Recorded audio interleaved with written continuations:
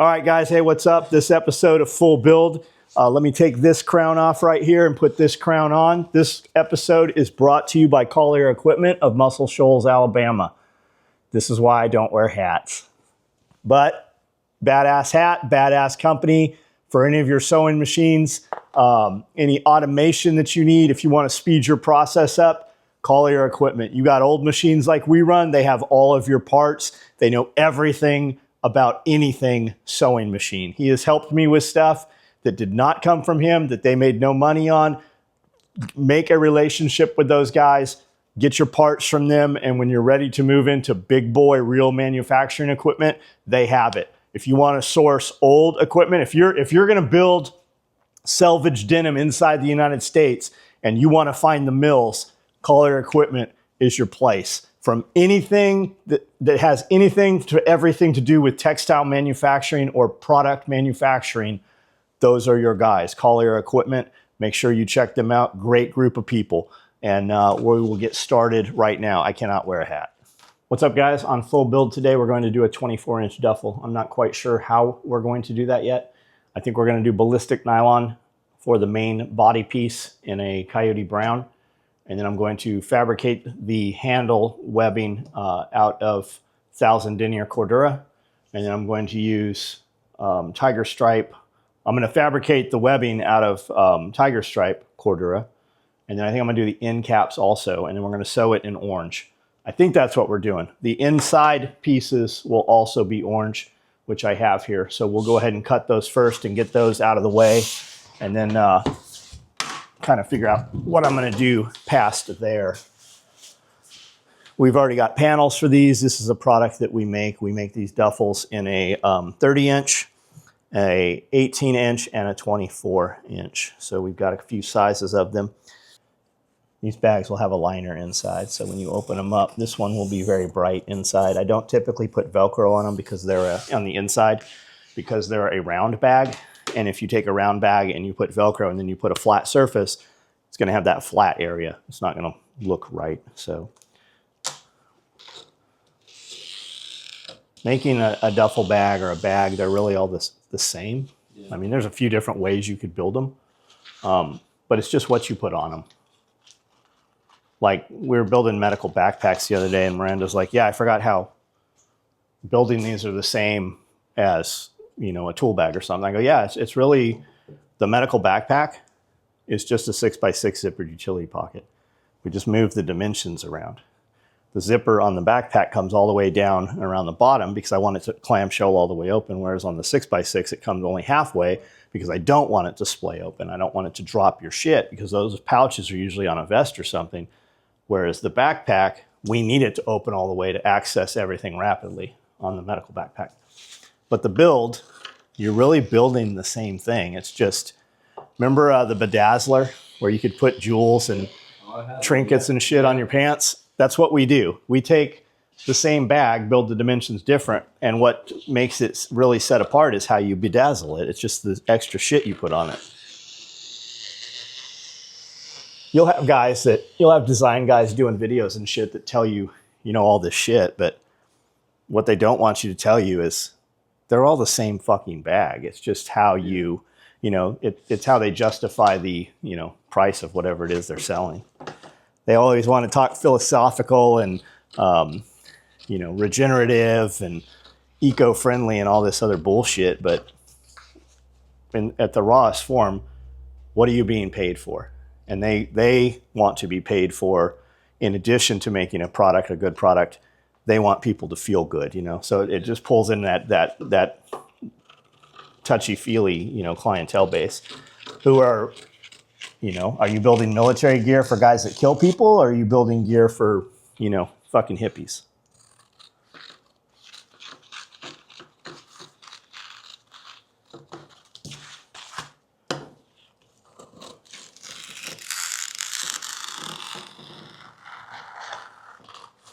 All the people talking about, you know, recycled materials and reusing plastic bottles, and that's cool. But the energy and the chemicals and shit involved in that, it's not any fucking healthier. In a lot of cases, it's way worse. People talk about bamboo clothing and shit. Dude, bamboo's fucking horrible. To process that into a fiber that you can actually wear, it's fucking absolutely terrible for you.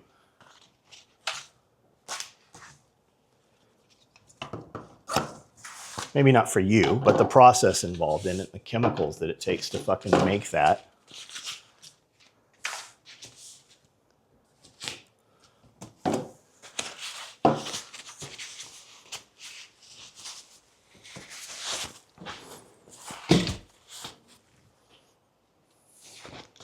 I think I'm going to sew the handles onto the outer body, and then we'll put this on so that the stitching doesn't... I don't know. I don't know what we're going to do. We'll see once we start doing it. It's ballistic nylon. It's nylon. It's just the coating on it. We used to buy a product called 1050 ballistic nylon, and it was a super heavy weave, which this is, but it was way stiffer. And it even was thicker. It was like if you measured the thickness, the 1050 was thicker than this 1680. If you look at this, see how big the weave is? Yeah. And it's not as crunchy. It's not as stiff. And we used to use that ballistic nylon. Eagle would make holsters out of it. And then when they would make, for instance, woodland camouflage holsters, this looked like shit in woodland. So they would use Cordura on the outside and then use 2 or 3 layers of ballistic on the inside. And that's what we were using to make our holsters stiff originally.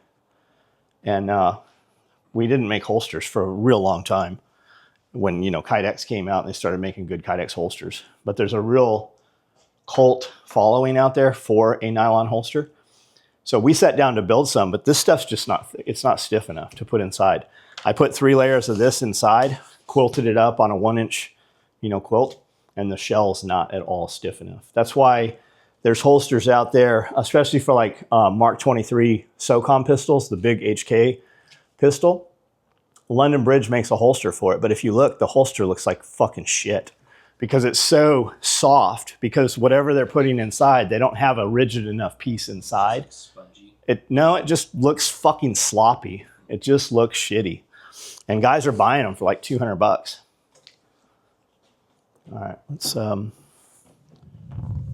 the big piece first, get this out of the way. This will make a nice stiff bag though. It'll make, especially with the 1000 denier orange inside. Whoever cut this last is fucking super crooked. Which is probably me. I mean, we don't make anything production. Oh, I know. No, they made all those Harry Potter pouches out of this. So it was not me.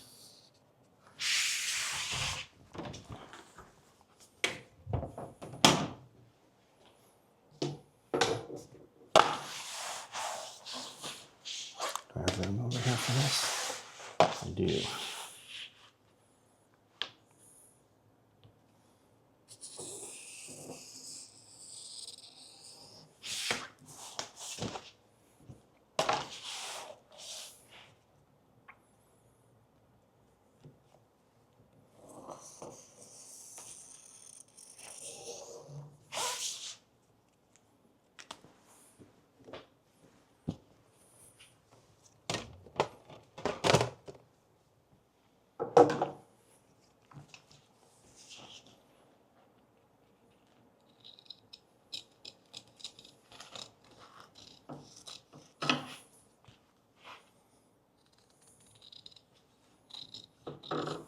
Some people that want, like, there's Kydex, and people that had them before and they're like nostalgic about it. Yeah, there's a huge, well, airsoft guys do a lot of kit, time period reenactment, like uniforms or costumes, but they're still, I mean, they work. Like they worked for a long, long time. They still work. Thing with a Kydex holster, like a lot of the nylon holsters will fit multiple pistols, or you could unstitch them and make them fit, whereas Kydex, it fits one gun and that's all it fits.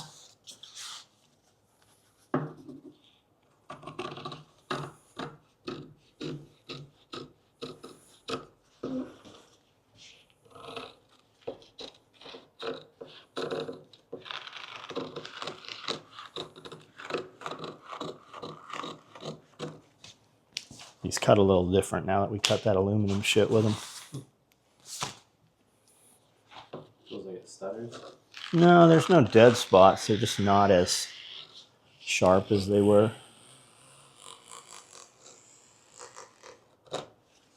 This fiber is a lot heavier too.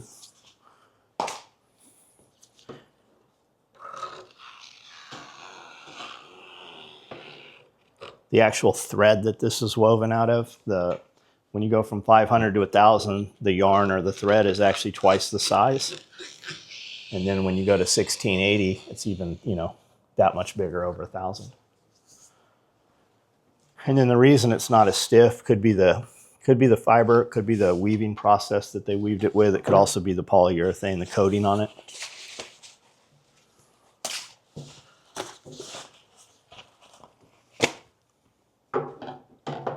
Push that to me.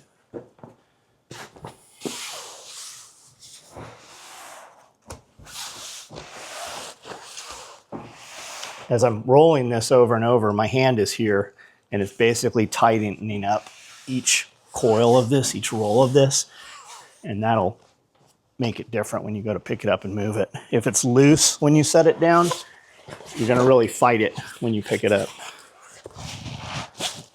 And this seems to be considerably worse than the rolls of Cordura. Well, it is. It's just a lot slicker. But it's got a real nice look to it. All right, this is 1,000 or 500? Oh no, this is way heavier, this shit right here. Way, way heavier. That's what we're gonna do the handles out of. This is what we're gonna do the body out of.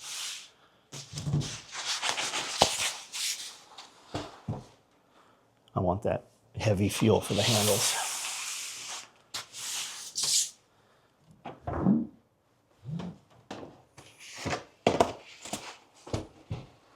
I have my cut list right here on a note. 2-inch webbing, 55 inches. So I don't want raw edge. We won't see it where it's sewn on, but you will underneath. Now we can conceal that with a piece of webbing or edge tape. That's what we'll do. We could also take, instead of going 4-inch and folding it into 2, we could go 8, fold it in, and then fold it again. But that's gonna be too bulky when you go to sew it on. So that's what we'll do. We'll go across here. I want the pattern. So we'll go 55. And we'll do 4-inch. Will we see this silver on here? Here's a square. Ooh, this is a shitty. Feel this. This is what I'm always talking about. Is that crappy? Where'd that come from? Oh, I have no clue. That's an aluminum square. See how light it is? Yeah. It doesn't stay in place. It'll work for this though. So Probably had the other one out here too. we did. It's here. I don't know where this must have still been in the building from when we built it out.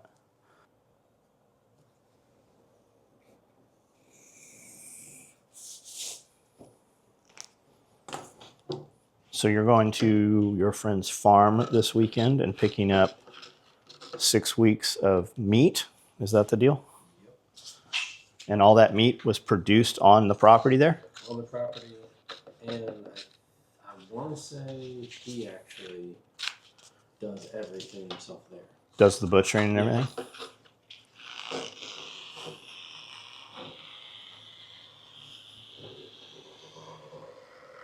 Do they have a farm to fork? Do they do a restaurant or anything there? Meals or? I don't think so. I know he opens it up for people to come to the farm to buy what they want there. And it's an entire community. Most of those people, they all live there and everything. Yeah. Multiple farms and stuff. Yeah. And he's usually at farmers markets every weekend.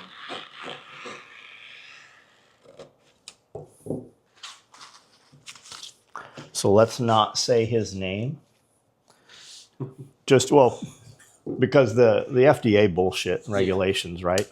You can give away raw meat, but you can't sell fucking cooked. Like it's insane, right? You can't sell it, but you can give it away. Yeah. I could have a stand at the end of the driveway and be like, raw whole chicken, raw partial chicken, I can give it to you. But the second I fucking sell it, they want all kinds of taxing and regulation and fucking stuff. So I'm sure he has all that, but just in case, he's not looking for new clients anyways. No. You can get some of his stuff in supermarkets, but only locally. I cut those ends out as Ballistic, didn't I? I did. You can get it in supermarkets locally? Mm-hmm. Oh yeah, he's got a USDA number then. So you can also do a way around that is the butcher has to have the USDA number. And you have mobile butchers that'll come into your property with a trailer that's a full butchering facility. Now, I don't know about doing cows out of there, but for like poultry and small animals and shit, they process all that shit and then you use their number basically. It's you can also do what's called a cow share where I can buy. Yeah, so we bought half a cow and then we pay the kid who grew the cow and then he takes it to a butcher and we have a slip. So we tell the butcher how we want it cut and then we pick it up from the butcher in individual frozen packs, individual cuts. So you can do that also. But it's just nonsense. It's to protect you. But yeah, how many people selling, because that meat costs fucking twice what fucking grocery store meat costs typically. How many people are selling high-end expensive meat? If your clients get sick, the word travels fast. It's all bullshit. They do it under the guise of protecting, you know, the citizens and individuals, but really it's about them stealing from you and justifying the theft. And then people who aren't involved go along and outvote those who are involved. It's all fucking theft. And if they can't make money off of it, they're going to make it as hard as possible. Well, they're going to steal it. They're going to license you. And then when you buck back, they're going to turn off your fucking water rights. They're going to have all kinds of shit. Randomly, you'll come to find out that your soil, there's something wrong with it, and you have to do something. It's going to cost you $300,000. They're turning off. There's fucking farms and ranches that have been using that property for hundreds, like 200 years, 100 years, and they're coming through and turning off the fucking water rights and the grazing rights. It's happening all over the fucking West Coast right now, especially Oregon, Washington, Colorado. Colorado did or tried to pass a bill that artificial insemination of livestock was sexual assault on livestock. Like real, dude, like real, like for real. Like arrested people.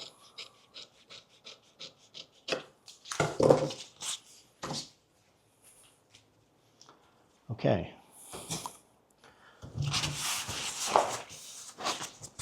Now, I made the handles tiger stripe because we're putting it on the Coyote. I think I'm going to make the webbing attachments here black because I want them to contrast. So I'm not going to make those out of normal. They're not going to match the other ones.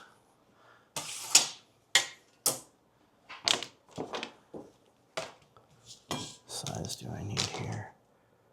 Oh shit, I need elastic too.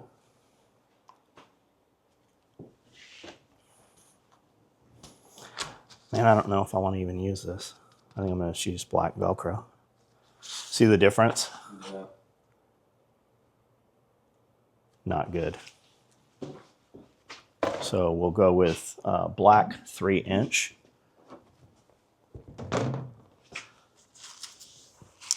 For the Velcro, and we'll put black webbing on there.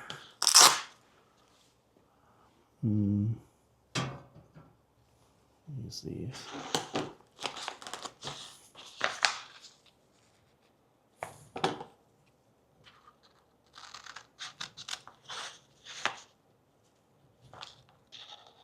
Is there a specific pattern that usually these companies mess up on more than anything?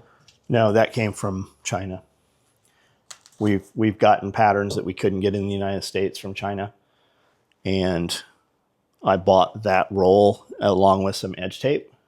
And I said, hey, and they showed edge tape. We talked about edge tape. But what showed up was webbing. They didn't send fucking edge tape. And then the Velcro they sent is fucking terrible. The print pattern on it's fucking horrible. So that's why we haven't used it on anything. What about Cordura? Is that ever different?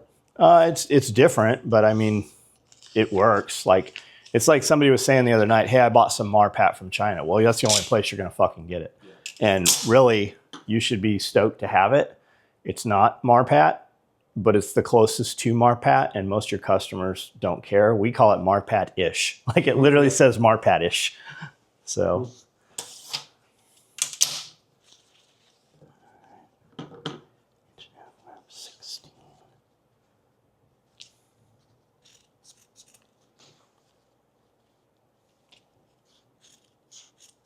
These scissors are so fucked now from cutting that aluminum shit. They won't even cut all the way through this.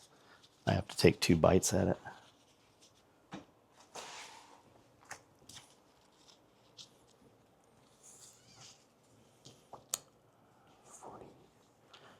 What do I want? Let's go 30.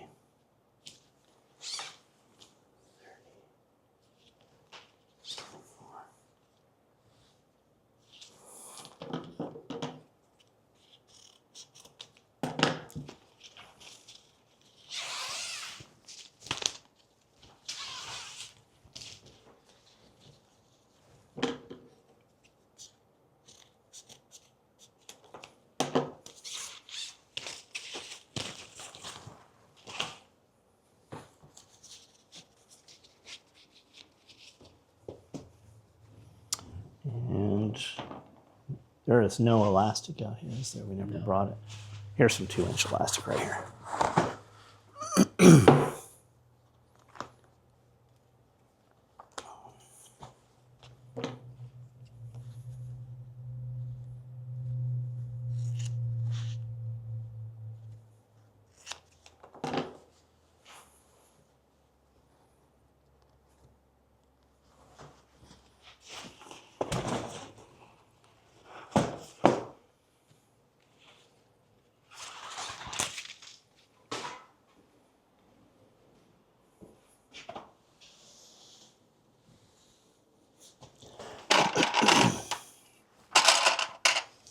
These little parts bins are nice.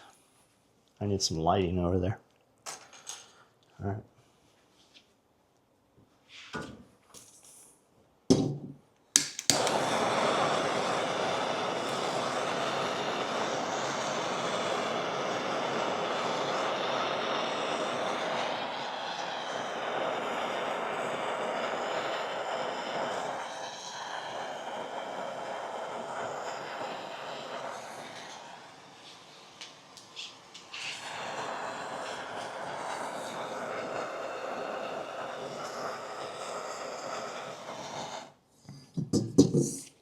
So if we go back in time to the better years, like 20 years ago, okay, and you're auditioning grips, she would pretty much grip you, okay, right?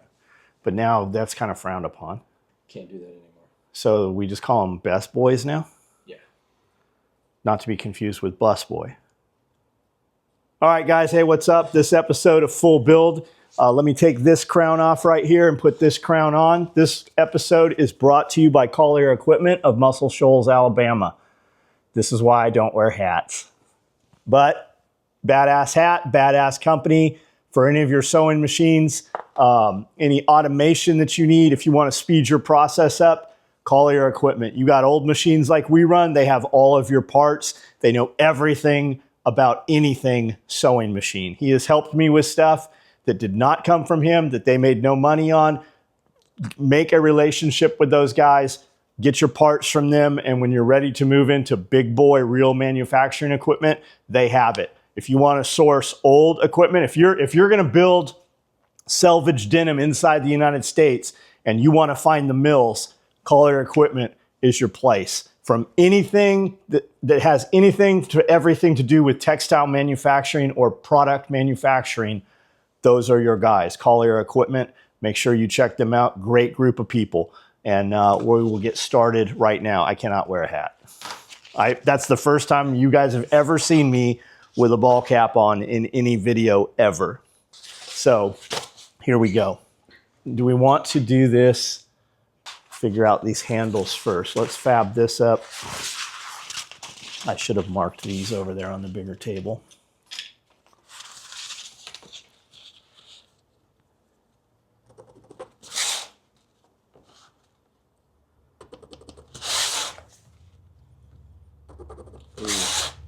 I've seen you in a hat before. You've probably seen me, but it was only in a joking manner. Like I didn't actually. I've never seen you wear a hat. I can't wear a hat, man. My ears stick out. I look like I'm fucking 12. De-aging it. It's de-aging me. The kid from the Sandlot. It's the kid from the Sandlot. I look fatter with a hat on. If I wore a hat naked, my penis would look smaller with a hat on, which is really hard to do. Oh! Can you grab that, meow? Meow, meow, meow. All right. And away we go. The two utes.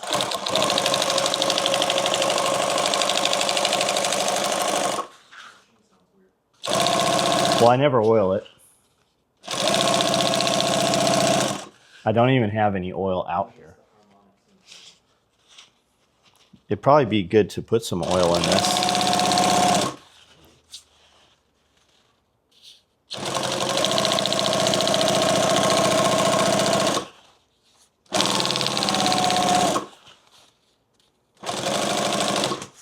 Now you guys can get a gauge. You can have a folder fabricated to do this. You could probably even find something out there that'll do this. It would take this and put a 2-inch piece and fold it. If you were running a single, you could just flip it. But if you had a double, well, you're gonna be hard pressed to find it. I'm sure they're out there, but I don't have double needles in the building that we could move out to 2 inches. So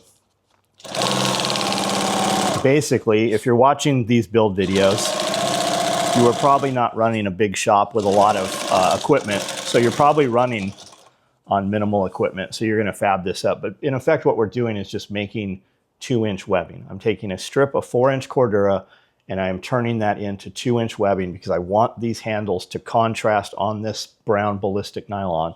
I want the handles to be tiger stripe. So that's what we're doing here. I'm going to go ahead and flip this right now and run this straight into the other side. This is the same as building a lot of the products you've seen me build on full build. I'm just making the material out of a piece that's twice as wide. And you can feel this very much, especially on 1000, but you can feel it on the 500 too. You can feel the step there. And all I'm doing is putting this piece next to this piece and holding it and sewing it for several inches. Just look at this piece as, don't look at the entire project, the full 58 inches of length. Just look at this in bites of like 3 to 5 inches at a time. Now you could also, and maybe we should have, but this is going to sew flat on the bag until it's not on the bag and makes the handle portion. You could put some webbing in here and fold it around the webbing. There's a lot of things you could do. I'm not sure what we're going to do on that free part to conceal that, but we'll get to that in a minute.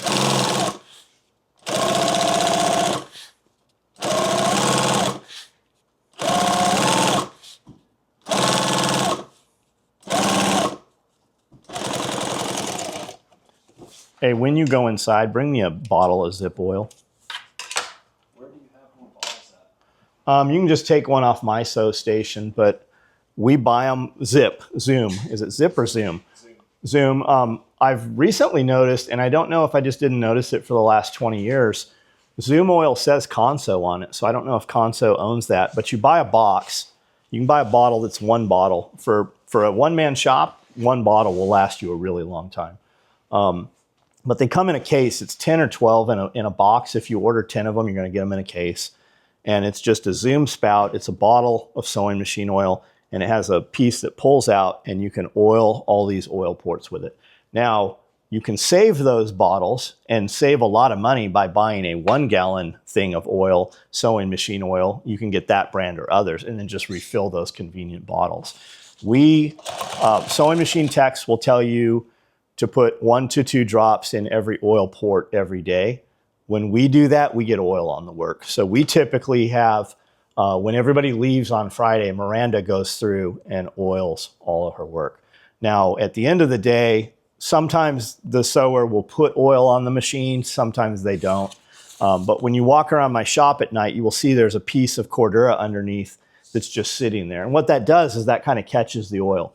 And then when the operator comes in the morning, what you want to do is pull your bobbin out and just run the machine wide open. Because what that does is these things are actually, these are just holes that attach and they drip oil on a piece of thread. It's not thread, it looks like actual string, like old school string or yarn. And those are basically just tied around a shaft, and that shaft rotates, and those oil wicks just touch the pieces that need to be lubricated in the channels. So when you run that, it takes any pooled oil and it throws it all over inside the machine, so it's on the parts and not dripping out of the machine, if that makes sense. I don't know that that applies to brand new machines because I don't have brand new machines. We've done, but I will say, like when Collier came in, I just tagged Robert on a thing the other day. This factory was putting on labels, and I said, "Man, they need one of your automated machines." And he goes, "Yeah." He goes, "If you look at that video," and he commented in there, he said, "That took 38 minutes for that operator to put that tag on. When you use one of our clamp machines with the program in there, our machine will tack that. It will back tack anchor stitch, sew all 4 sides, lock it, and thread trim in 2 seconds. So that's a lot of time, 2 seconds versus 38 seconds. If you're putting on 1,000 labels a day, that's a big, big difference, right? And people are like, well, I can't afford $5,000 for that. You can't not afford that if you're going to do this for real.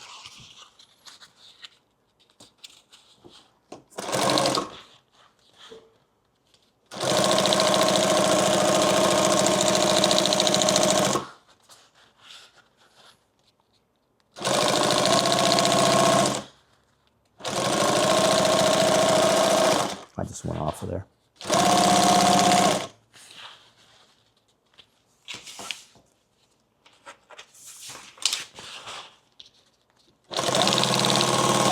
And I just cut the thread.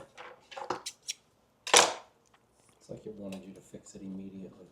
It did, but I don't want to break that. I was trying not to break that thread. I have to deal with it, but we'll go back and catch it.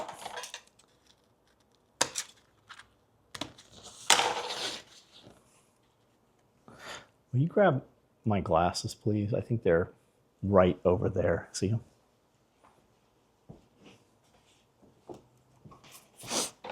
They really help in the lower light. I'm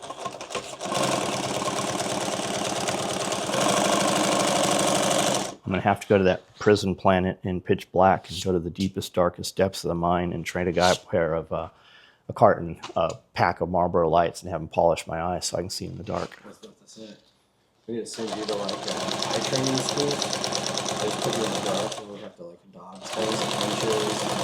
And develop my bat sonar. Yep. So a cross between Vin Diesel and Batman. Close, yeah.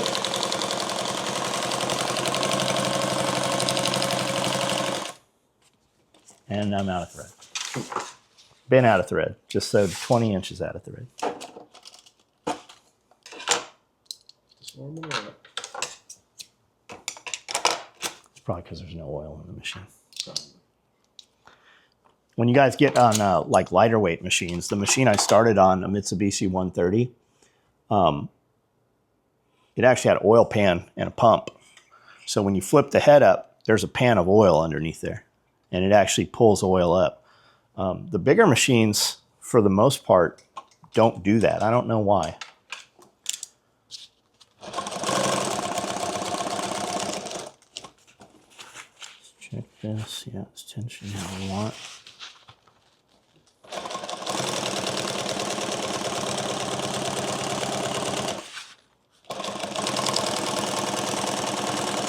Now the side you're going to see on this, and we're going to put orange thread in here. If I was going to sew this, I would, a lot of times when you're running full color thread, it doesn't tension well. So a lot of times we'll run the bobbin in black and then run the top in orange. In this case, because I'm sewing on the other side, I would run the bobbin in orange. But we're just going to over sew this. You'll see when I get there what I'm talking about.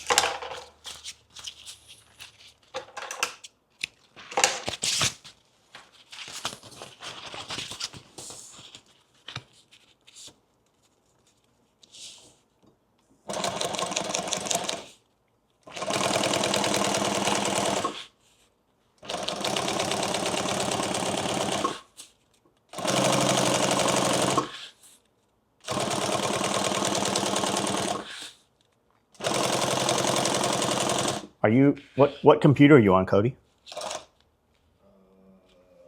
Is that, I mean, what is that computer for? Is that her computer, or is that yours, or the Laser's computer? Can you get on the internet on that? Yeah. Put in Craftsman automatic screwdriver. Okay, do what you're doing. Don't worry about it. No, what is it? Craftsman automatic screwdriver.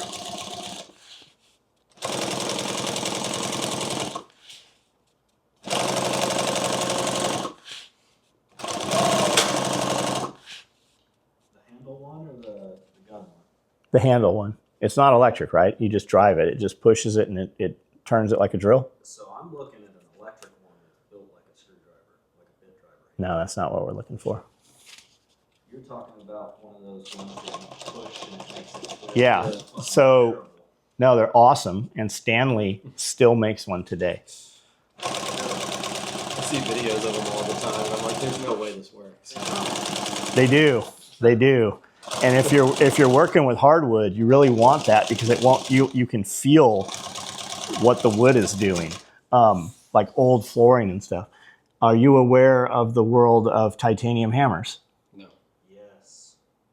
Yeah, very much. So. $400 and up. Yeah, $400. And while you can kind of get one at Home Depot, it's not the real ones.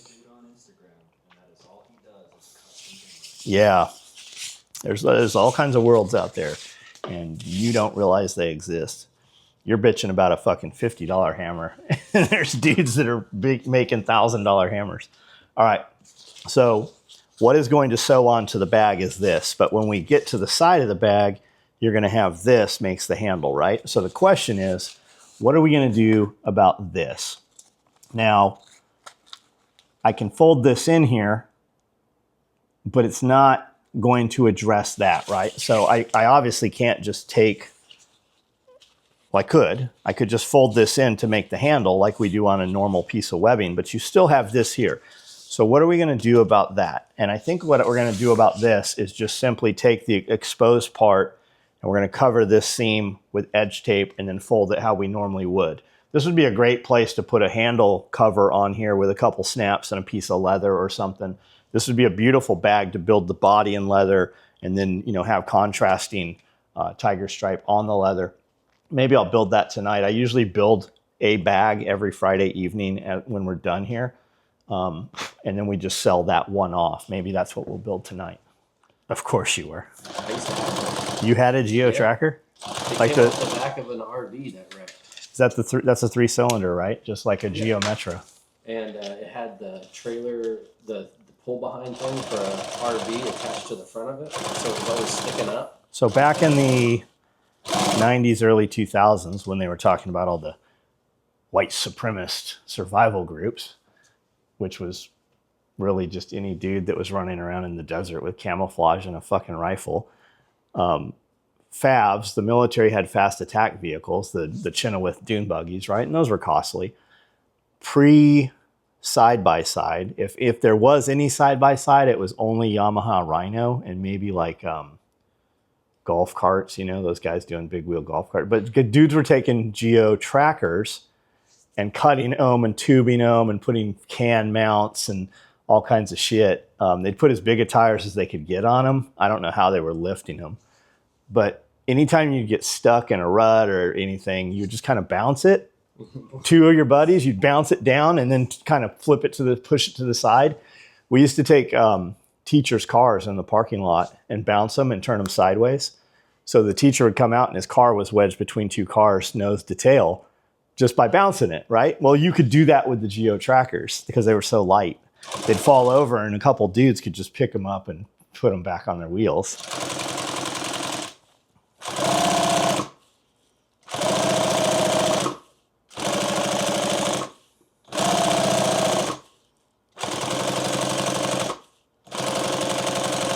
Am I going to get a geo tracker? I am not. I would kind of like one of those. No, those are cool too. But no, like an army truck, you know, like an older army truck. Yeah. Not a deuce and a half, like the little bit smaller one, like the Kaisers, maybe that's what they're called.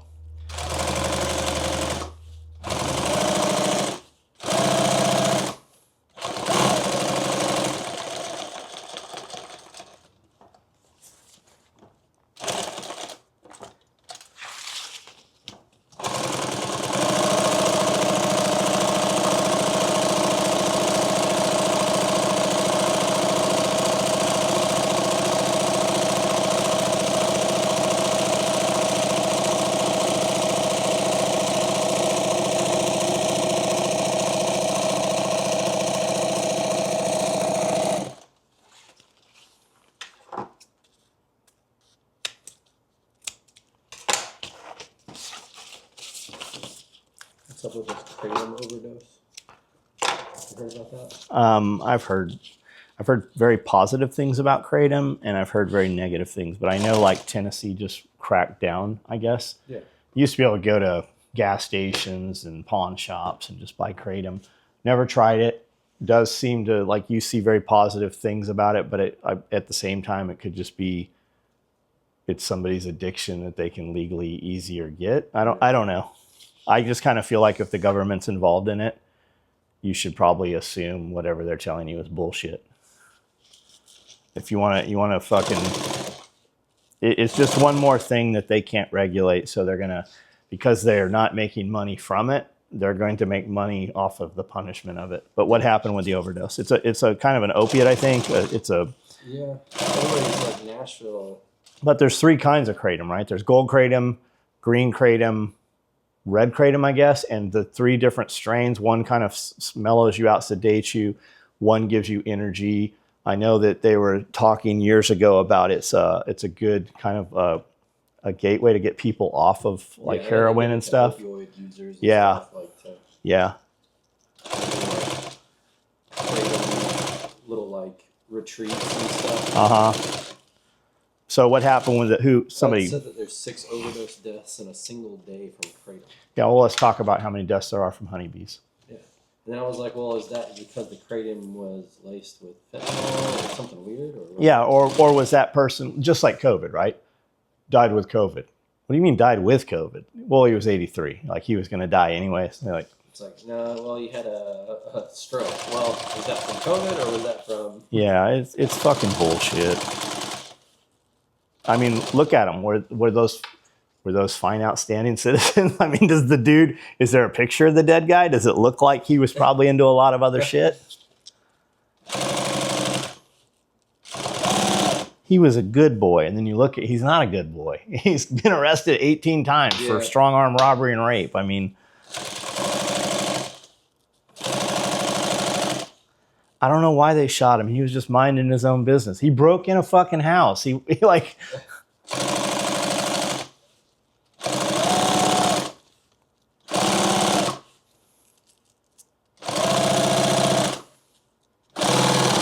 Some people are saying it's the healthcare industry lacing it so they can get it off the streets to get back to using their prescription drugs. I mean, you think conspiracy theory, but every time something seems far-fetched, it's only a matter of time till you find out that it actually was the truth. Yeah.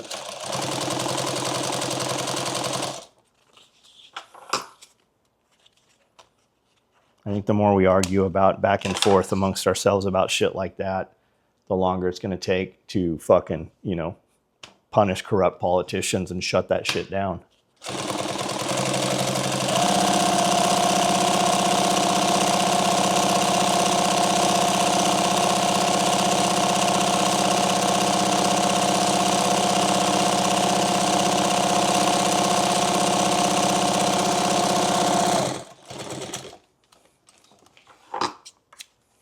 When you smell shit, there's a pile pretty close. So. That's a.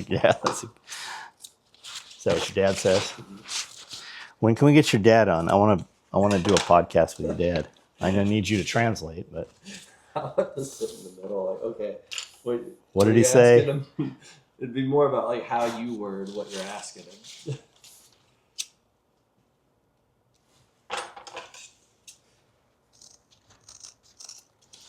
Do we just need to go out to your dad's garage and podcast from there?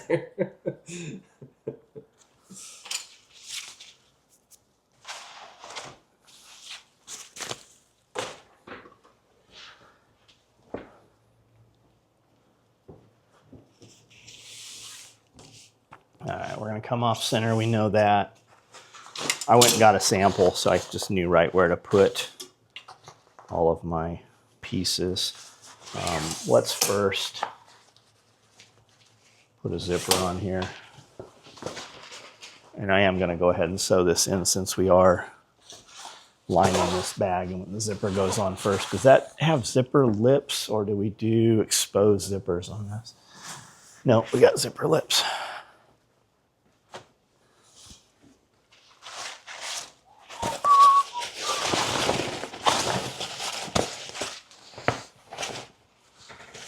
Big old boobies.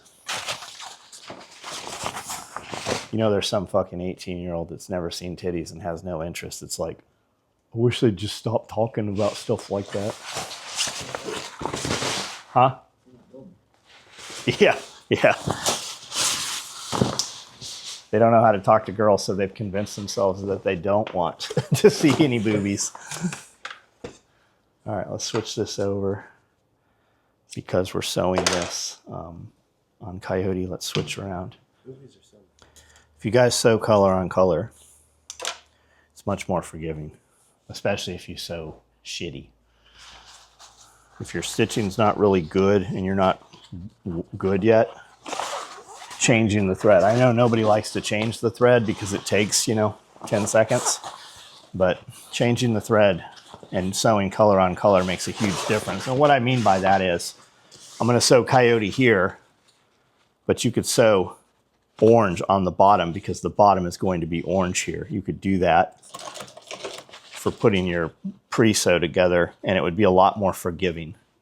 If you're going to sew multiple lines that have to go over each other, that's what you would want to do. I've got a lady that works in the shop. She's worked for me for, 20 years probably. Well, 15. Incredible craftsman. She's really, really good.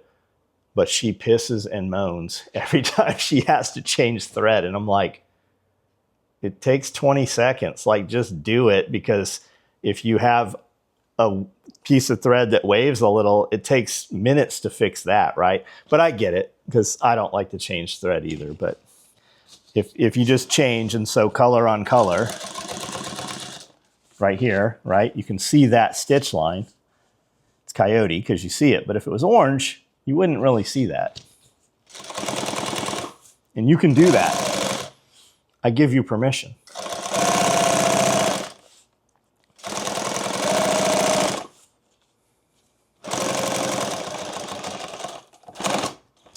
You can see here, even though I cut off the same pattern,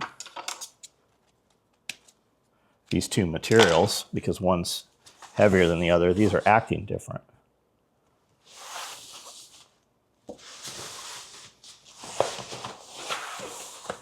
Now, do I want to continue to sew and assume that I didn't just cut this a little crooked, or do I want to force this and pull this into this edge?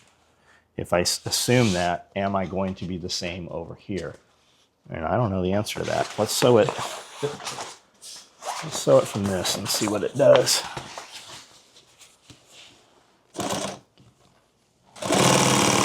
I'm going to pull it in. And I'm just pushing with my thumb over a little bit. How does it look when I pull this over? They are even. So now, if I'm off by a 1/16 inch or whatever on the edge, when we sew our ends in, we can sew in a 1/4 inch. You'll never see it.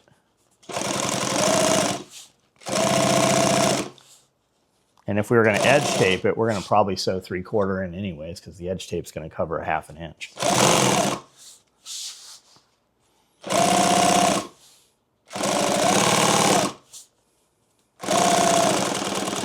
That ballistic's heavy. It's wanting to pull this whole project. It's pulling. The weight is very heavy.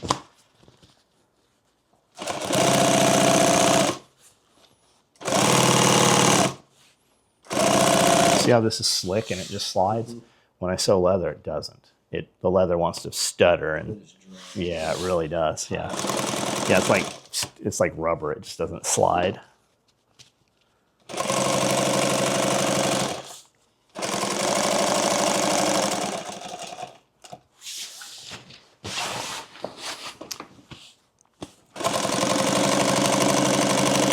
I've also noticed plastic feet, and I'm always like, why would you use that? Well, your feet get burrs on them, they get dirty, and that's kind of a disposable part. You can get a box of plastic feet, and you can just throw them away. You can also change them. Like sewing with this on leather lately, it leaves permanent marks, like you see it, right? So that's where that would come into effect. Or if you're sewing stuff that just the foot gets dirty, or you get grease or oil on it or something, and then you're on a light piece, you can just throw those away or take and put a clean one on, have multiples of them.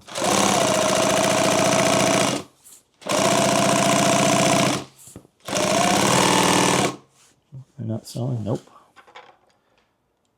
Popped that thread right there. Did you hear it change? Yeah.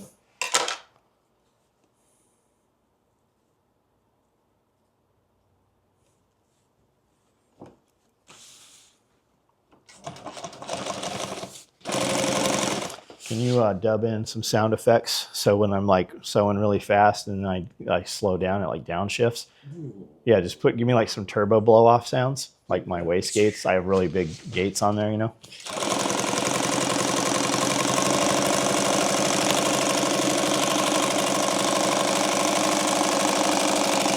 You know what'd be really cool? We should put a school bell inside the building, and then when we need assistant, we ring it, so it rings an actual real school bell inside the building, and they're like, oh, they need us out there, so somebody comes out to see what we need. Instead of an intercom, we don't want to tell them. We want them to come out here too. I would the school bell is way cooler.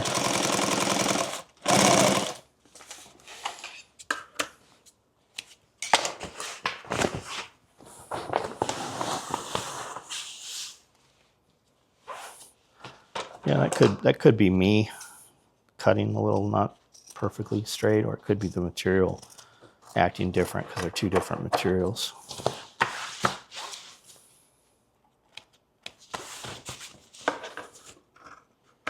I sit here and do this shit like you're never going to see this on the final product. You really don't need to do this, but that trim there. Just cutting all my threads off so we don't have to contend with them later. All right, let's put the zipper on first, because then we won't have to contend with the handles catching on shit. Zipper right here.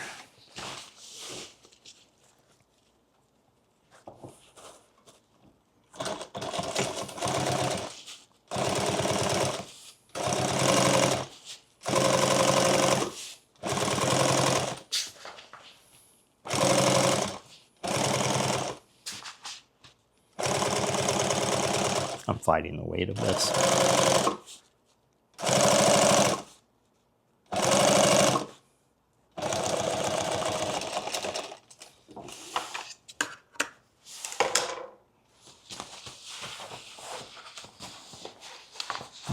Let's go ahead and line them up. We'll do the first stitch on the other side first, then we'll come back and catch all these.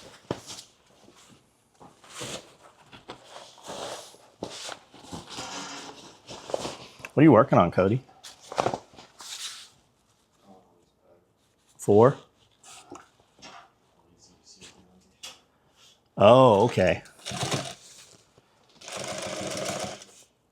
I want to change the direction of the Velcro on the medical backpack.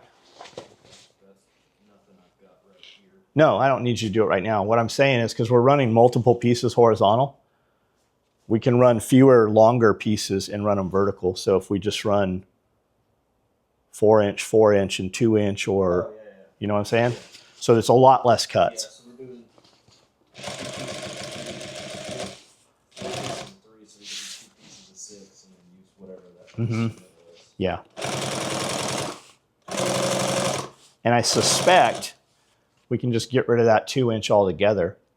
Just leave a gap there. We can leave a gap, or even come down off the top edge, because those pouches really don't Velcro in there anyways. Outcome to the user, to the end user, they'll never even know there's a difference.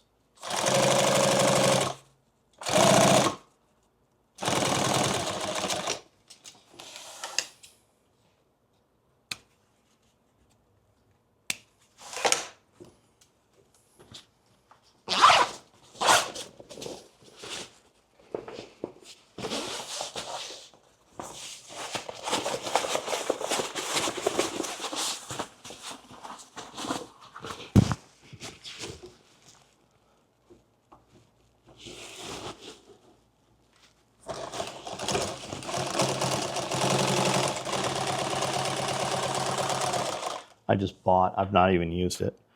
I just bought a big folder that the zipper comes through a track in the bottom, and your material sits here, but it hems it and applies the one side of the zipper all in one pass. I've not tried it. I gave it to Miranda. I don't know if she's used it yet.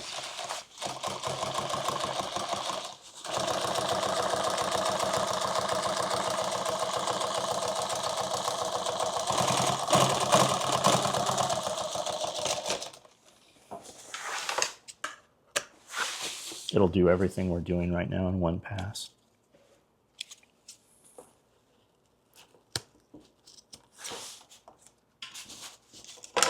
In theory. It did on the internet. In the video I watched, it did. We'll see.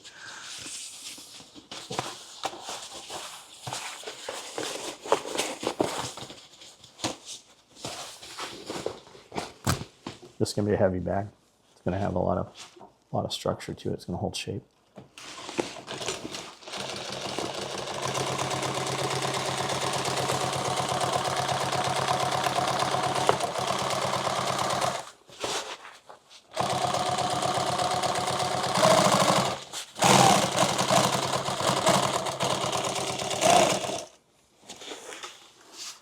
Seems like this is taking forever. What are we, an hour into this already? Oh, yeah.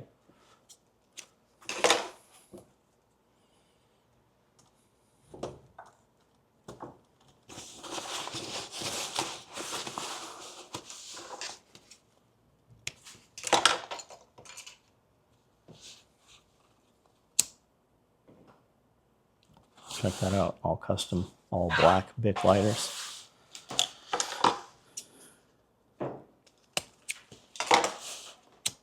Bic hit us up. They're like, we see you using all those lighters. I'm like, yeah, you know what'd be cool? All black. Give me a murdered out Bic lighter. And they're like, okay, bet, homeboy, we got you. Put that hat back on and say that again.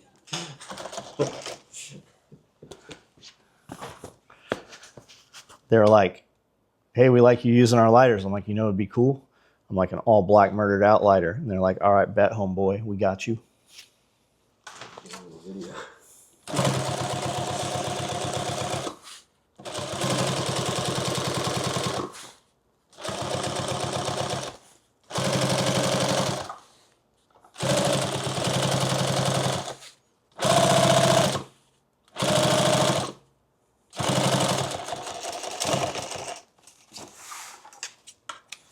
Ooh, I'm already fucking this up. That should be an orange.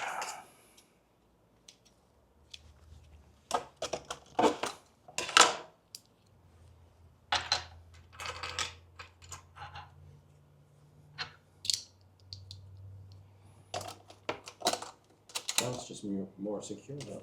Yeah, it'll just have another line of thread in there. You won't see it. You will when you take a picture of it with your camera, but in real life they won't.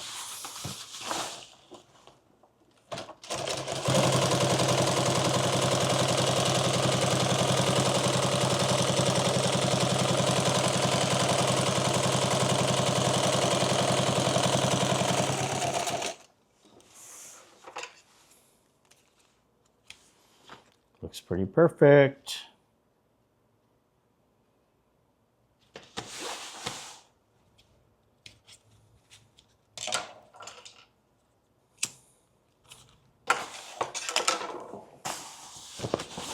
While we're here, let's go ahead and get that other line in there. This one will go a little slower because it has to be straight. When I'm against this, this just pushes against that zipper there. Here, it does not.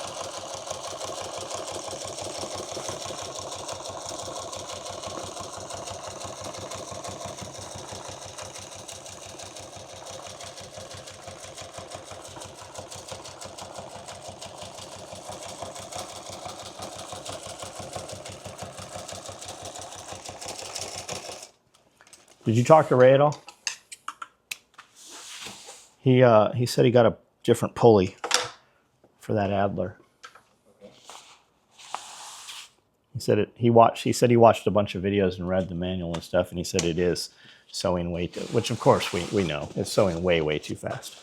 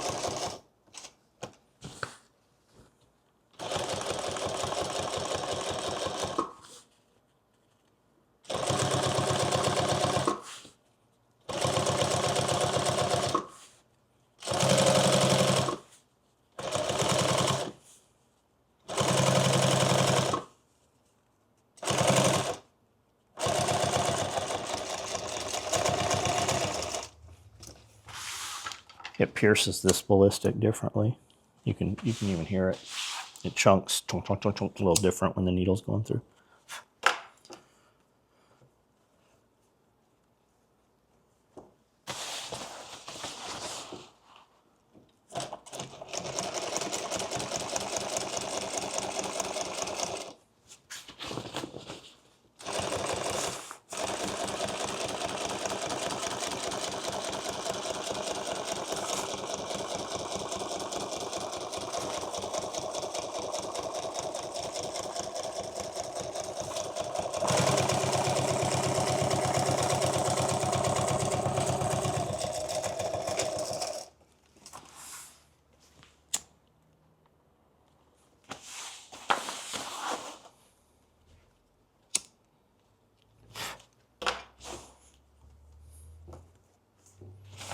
Okay.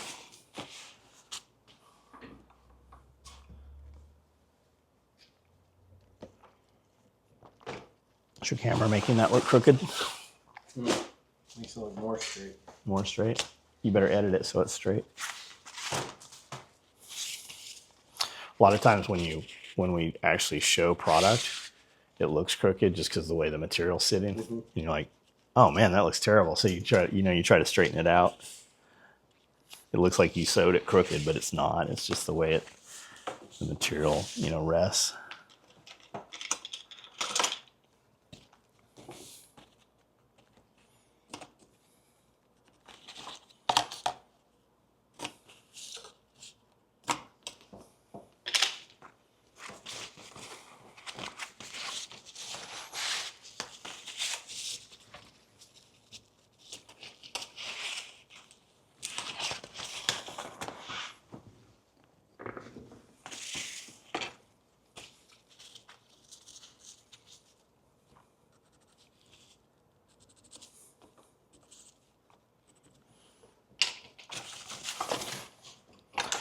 All right, we're going to start putting pieces on. So we want our top thread in orange.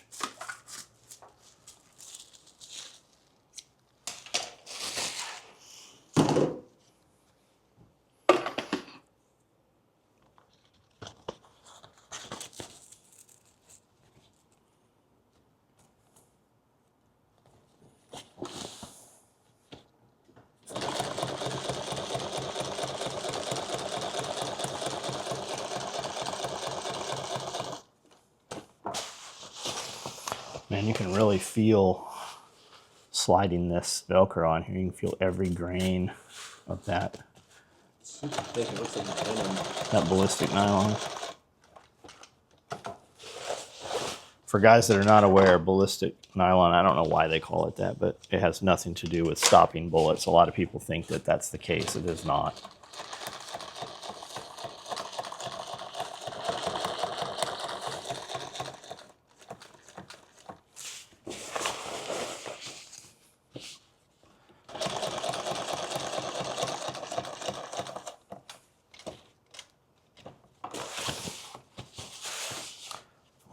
Go from here.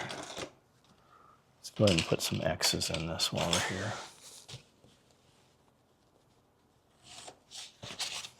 Being that it's contrast thread, I'm gonna make sure that we get those completely even.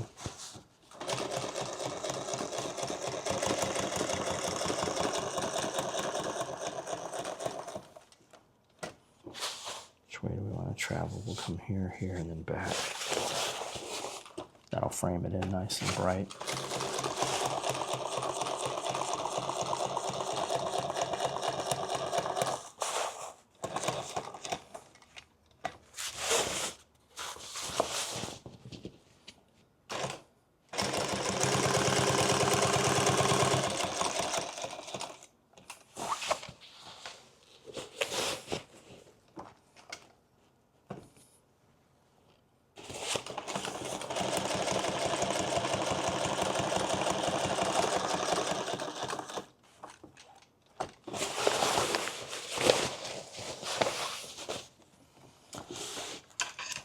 See right here where I came off?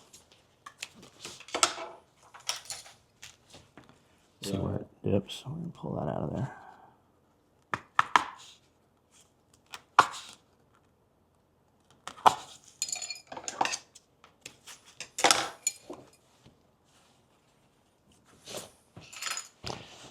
Come right back here, tack it into the line. And then pass where we stopped.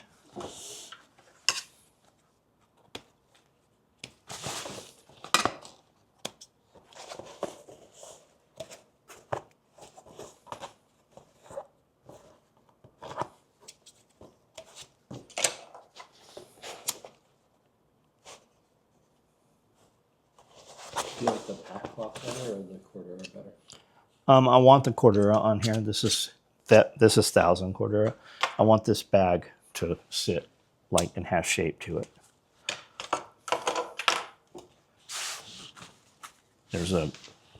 It's not that I like one or the other, it's just the function of it.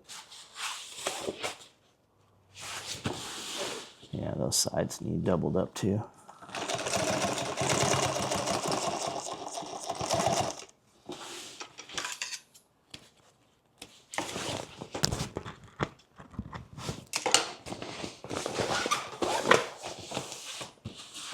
When I tell you guys that it takes, 2 to 3 times longer to sew contrast color, you're seeing that right now. I'm over sewing everything twice and cutting out stitches that deviate a little bit.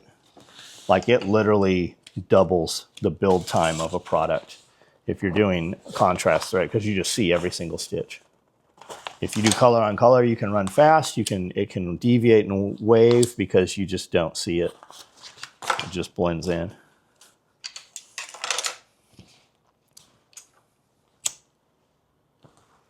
That's probably a good thing for this. Let's try this stupid thing.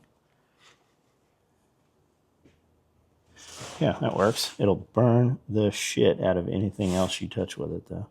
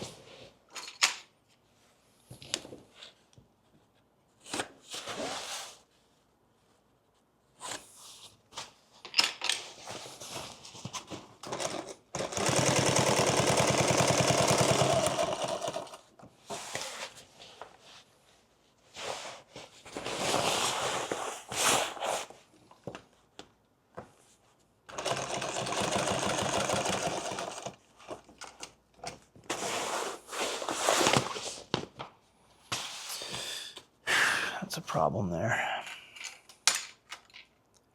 Didn't quite hit the corner, so I moved that stitch back. See how it's not straight now?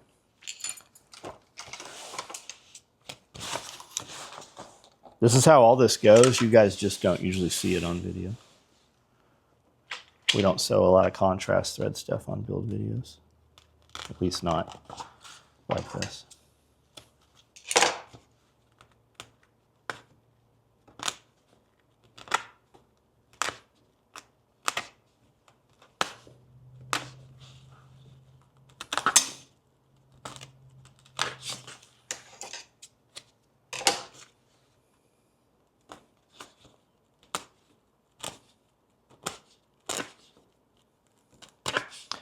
When I tell you you need a screwdriver, this is the majority of what I do with a screwdriver, is just pulling threads out. And you can get 2 or 3 at a time. You can pull that line out.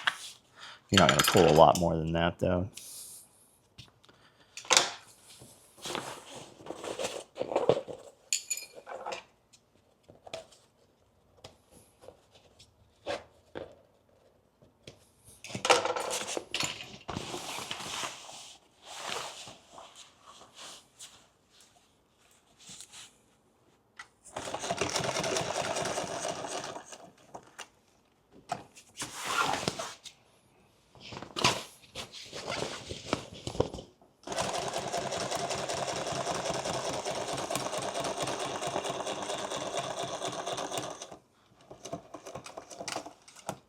If you correct if it's not coming where you want and you correct it over a length of 4, 5, 6 stitches, you won't notice the course direction. The eyes won't focus in on it. Now, did I catch that? Yeah, it locked. Okay, I'm good. I'm good right there. Sometimes when you turn, it'll unloop that depending which direction you turn. So right there, it did catch it. So I'm going to go ahead and anchor back down.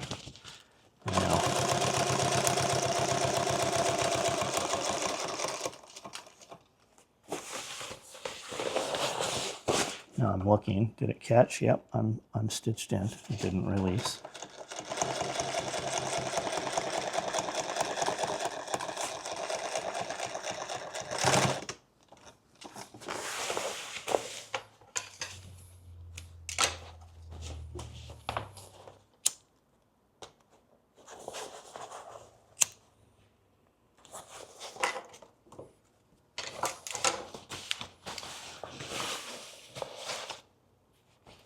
See that? You can pull one of those lines, or you can put one in the middle of it. Let's try to split that and see how that looks. Now it might brighten it up, so you might have to do it on the other side to make this look correct, but it's a little better. Just filling in the dead space with orange. Yep. So there's 3 lines there instead of 2. You won't see it 3 feet away. You won't notice it. It'll just look like it's normal. All right, those are on. Let's go ahead and fold these handles here and sew these on.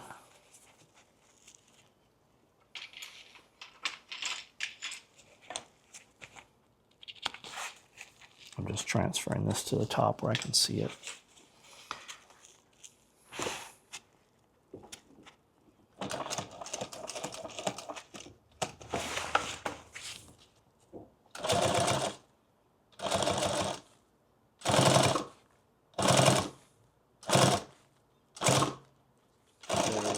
Some dudes here that you were talking to on the live feed last night. Okay, we need to go talk to him. There's a guy who's in town, I think, with his son for class, and he wanted to know if he could stop by and meet us and say hi. Who's messaging you? They just messaged. I feel like I just went crooked here. Yeah, I did. All right, now that we have cut those crooked stitches, it was only about a ½ inch of crooked stitches, but when you're doing contrast, you got to take it all out. So let's put this back together. And what you'll find too, this side will look great. And when you flip it over, it will not look like this side, especially going through, I'm through 4 layers of Cordura here. So you'll get you'll get some needle deflection. I think it just let that one stitch go. Let's back stitch that. There we go.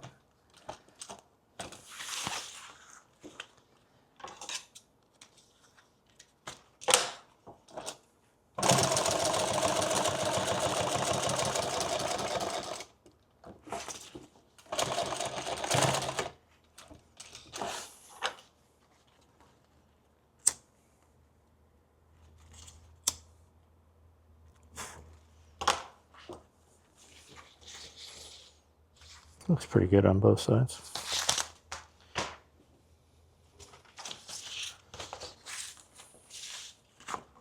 Just do the same thing again. Yeah, that's the thing with these. You build everything you do twice.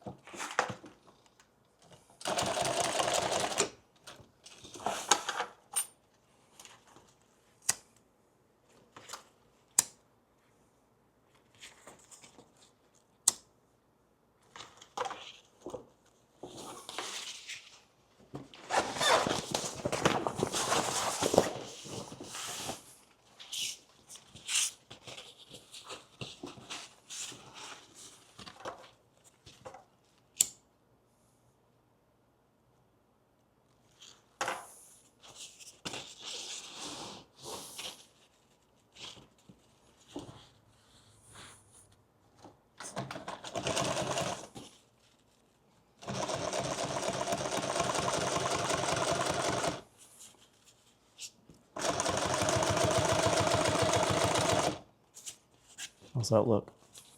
I like the tiger stripe on this. You do like the tiger stripe on it? I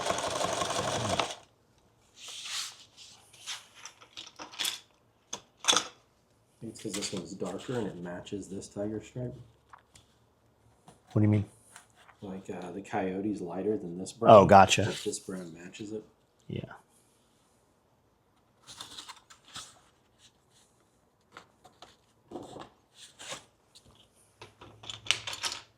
Actually, I really like the texture of the ballistic. Yeah, you really do see the grains in the fabric. You really do. Yeah. Ooh, I got a broke thread right here. I need to address this. Want that.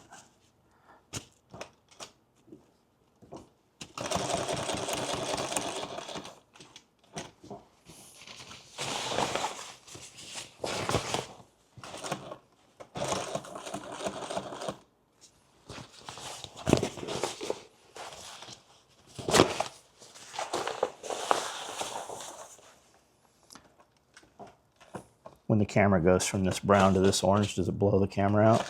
Not much, but the reflection off the orange onto you is insane. Yeah.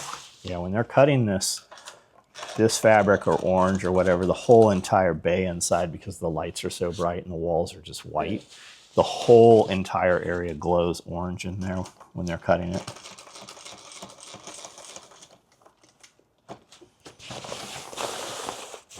Makes everything I look at afterward have orange on it. Yeah. Yeah, if you're in there cutting this shit out, it's not as bad in here because the walls are all black, but in there, it burns your eyes. It takes a minute to readjust.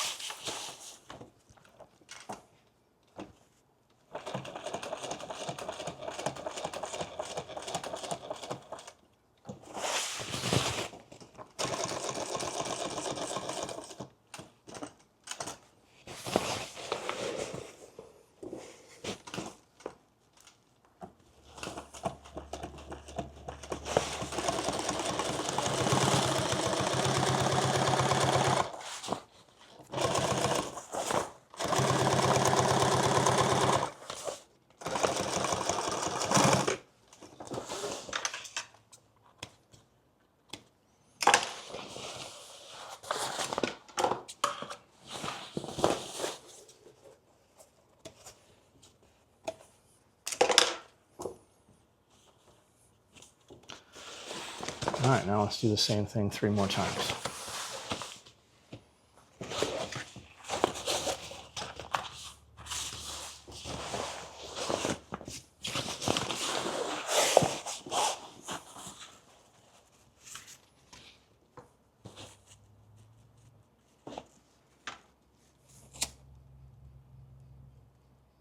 Hear those guineas outside. There's something they're unhappy about. It could be a snake, could be a squirrel, could be a hawk.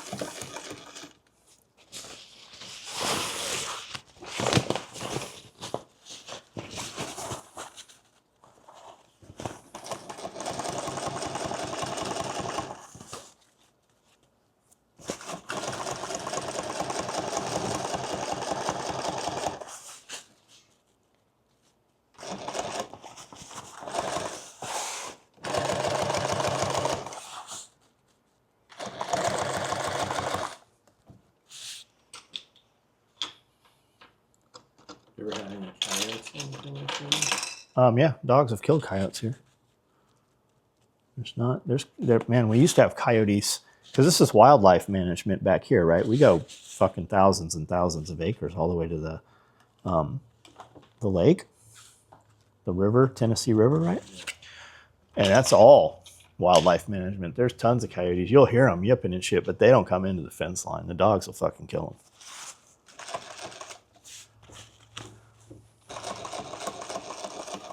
And coyotes are like smart. Like the coyote pack will send a female and heat in to draw out a male. And once that male is out there, all the coyotes will attack it. But you just got to have the right dogs. They'll lure in little dogs and fucking kill them and eat them all the time. Chew them up.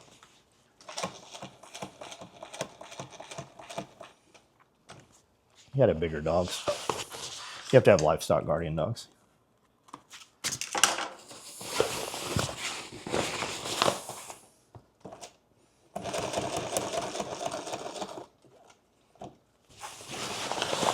Like when the goats got attacked by the mountain lion, they got Pyrenees. And I told Rob, I'm like, dude, you need Kangol, you need really big Anatolian something. And they bought the Pyrenees, the Bash brothers is what they call them. Yeah. But you remember seeing the pictures of those dogs all tore up? And that was 2. Those were really big Pyrenees dogs, but they don't have the mouth. They don't have the ass behind them that some of those bigger dogs. So out towards West Coast, you got to use big dogs. They'll run bears, like brown bears. They'll fucking run brown bears off. They'll hold their own.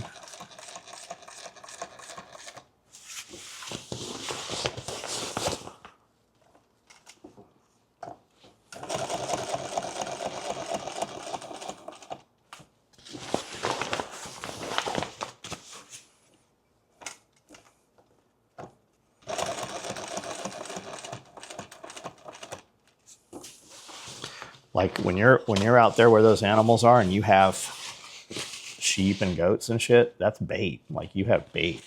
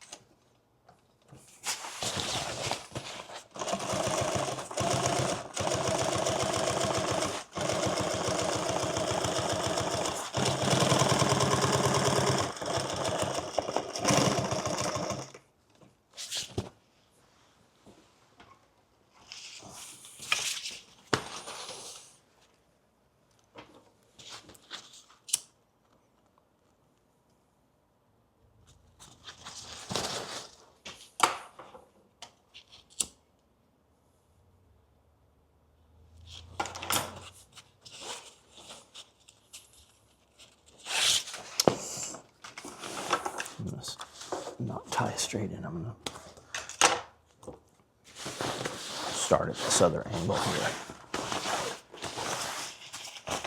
because I am gonna fold the edge of this under just a touch so we don't have that raw edge exposed. If it was webbing and it was seared, I wouldn't worry about it, but this one I've oversewn here by about 3/4 of an inch, and that's because I'm going to folded this one over, so these handles will actually be the same length, even though I folded this one under.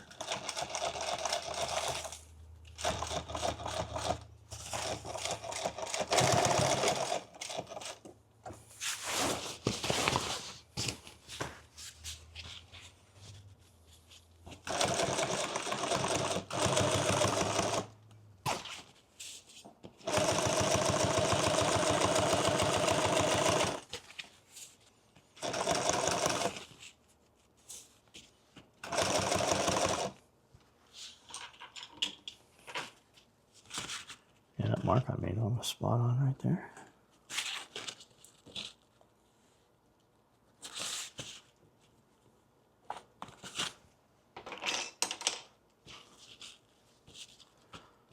What are we in, the second or third week of the month? Third. That means the Nashville flea market will be next weekend, not this weekend. Yeah, it's the 17th. I want to go in there. There's a dude there. He's 82. You wouldn't know it looking at him. You got the book guy? The tool guy. No. He sells old. He has all these old, like like as big as this area is his booth. It's everywhere, and it's just all old tools. And he's got them all divided into categories. Anything you're looking for, that dude has it. He knows the history, like everything about it.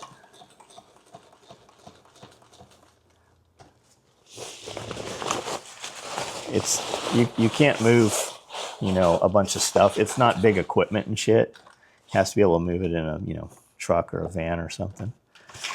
There's that dude in New York that does the big equipment sale, and they actually have a crane on site and trucks with booms, and he has it's a massive field of just old equipment, old metal hardware. I'd love to go to that. Anything you buy, though, it costs more to ship it than, because they'll have freight packers and shit there. Just like when you go to Brimstone or Brimfield or Round Top or any of those. There's companies there, and all they do is pack up your shit, crate it, and ship it home for you. Same with the Gem and Mineral Show in Tucson. You can buy,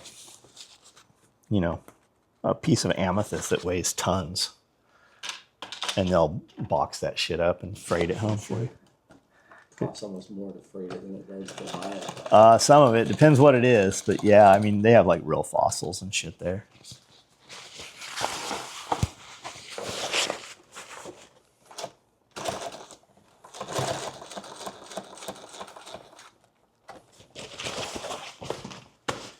But if you want to be in any of those industries and you have the ability to move that shit yourself, then you also have the ability to make a good profit by moving it for other people also.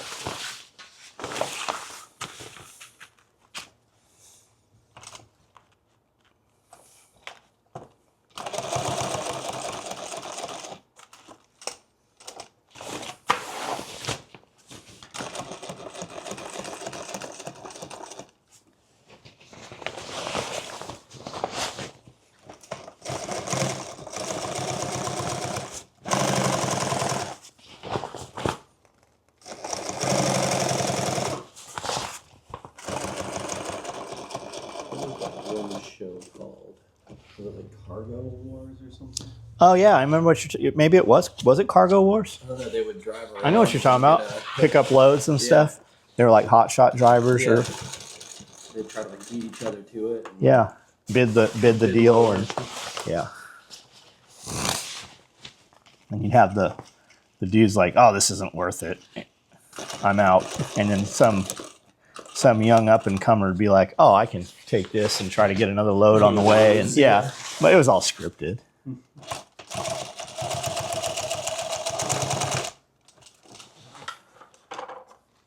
Basically storage wars. Yeah. Yeah, I don't remember what that was called. Maybe, I don't think it was Cargo Wars. A bunch of those Storage Wars guys have died.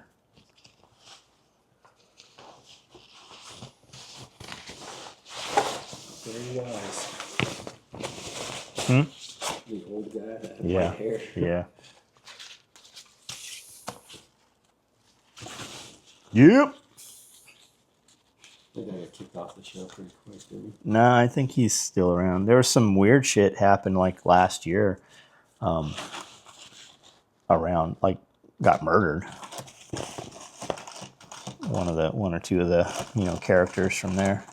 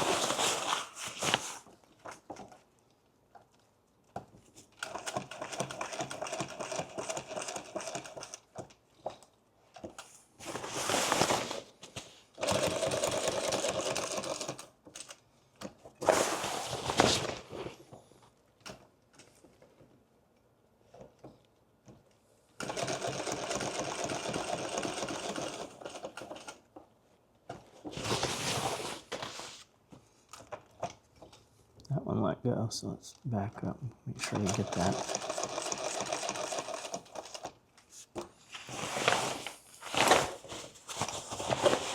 Can you still see that?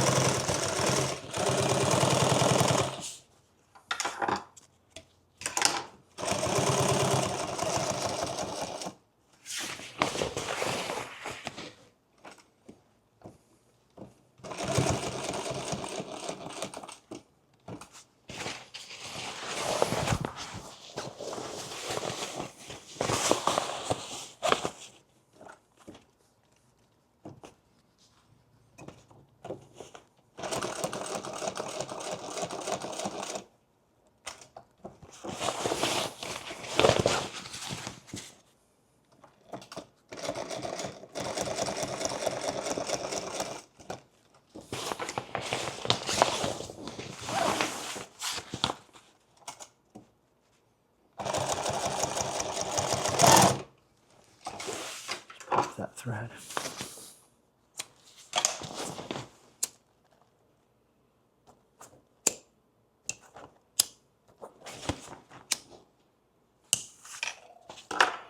I've got a single line here. I'm going to go back and catch that so that these are even and matched.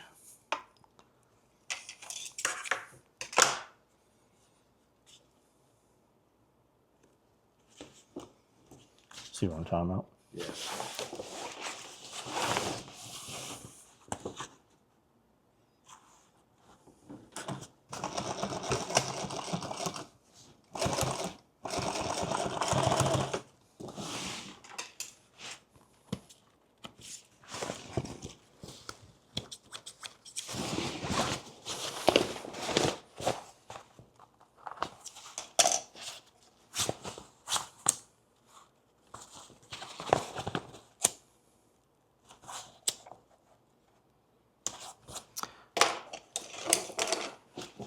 The heat will change the color on this orange too. You can see it when it's doing it.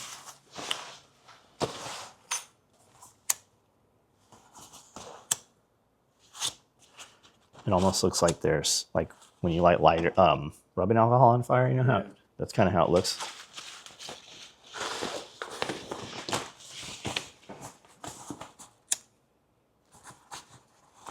Just kind of push it at an angle to where that little thread's out so that the fire's not moving towards my finger.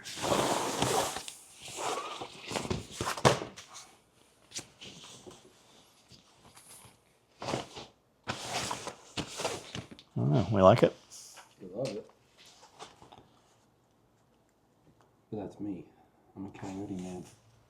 Oh, yeah. I didn't even think about that. Yes, you are. All right.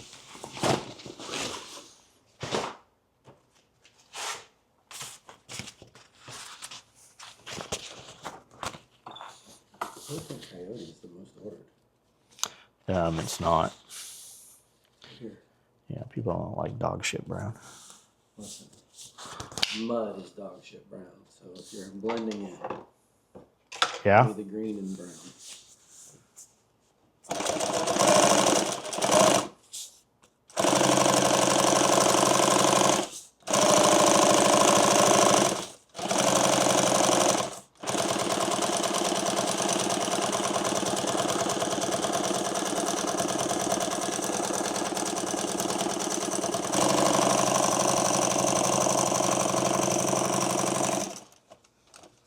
Is OD the one that most people get? No. No. Multicam woodland, multicam black. We sell all of those more than the others.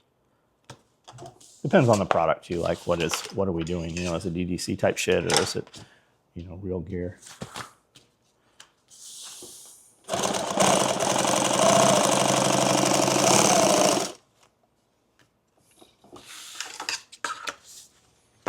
You don't really have to go around like this pattern is obviously cut by hand, so it's not perfectly round, so it's not catching everywhere. But it doesn't matter if you're sewing, you know, 1/2 inch into the seam, you're going to catch all that. So when we put this together, you won't see any of this orange thread here on the outside because the seam will be further in than that. You don't need to do any of this shit I'm doing right now.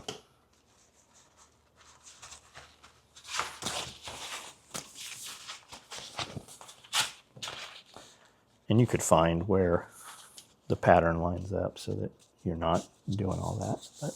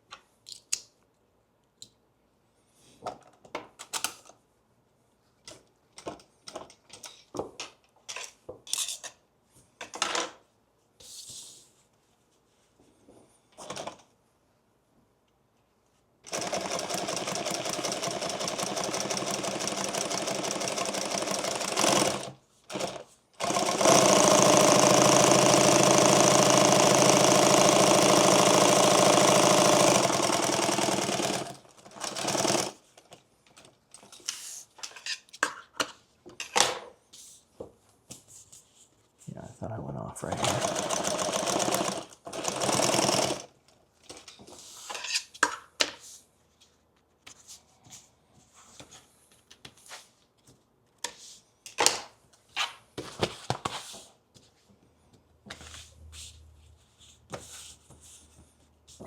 Man, there's a little fly in here and it is fucking driving me. Yeah, it is driving me crazy.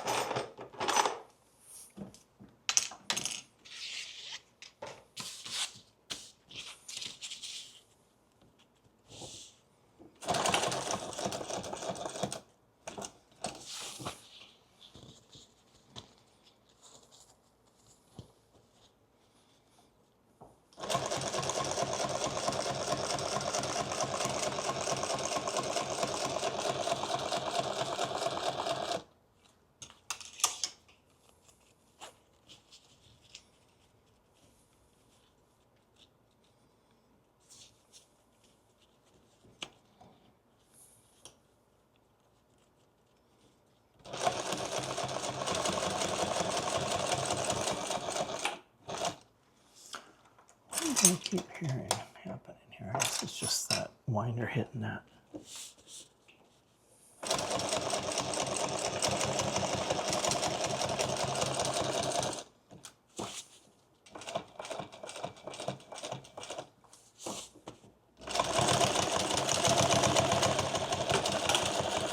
You hear that again? Mm-hmm. The fuck is it?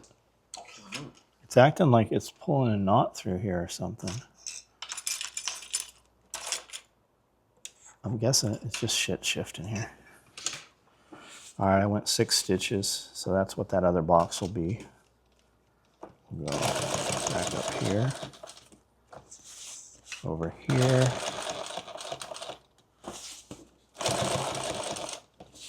and then it's 1, 2, 3, 4, 5, 6. Okay.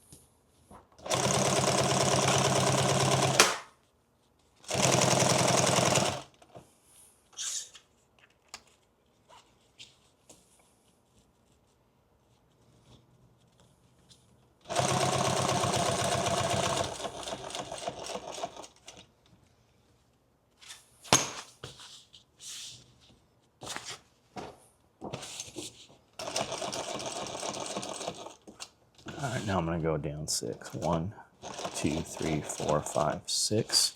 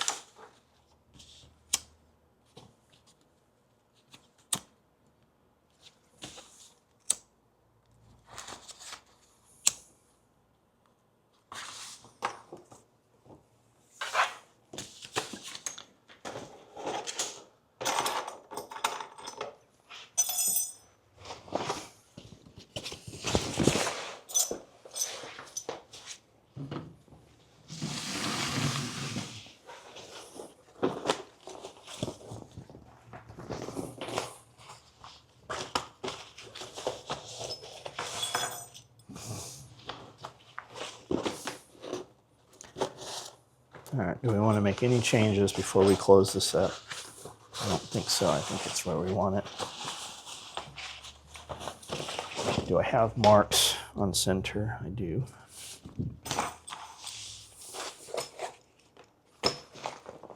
Let's see how stiff this is. These don't even want to sit down.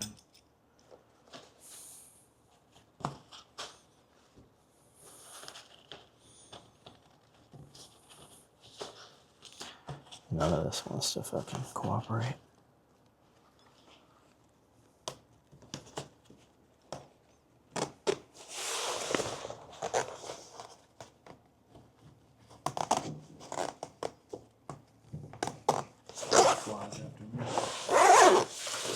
Better him biting you than me. Because you stink. He's after me because I taste good. Holy shit, this is fucking super hard.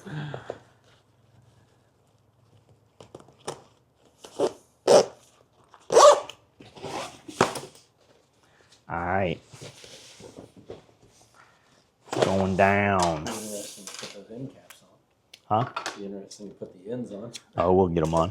I'm going to do it in brown here. Well, I guess it doesn't really matter because we're going to do it inside out anyways, but...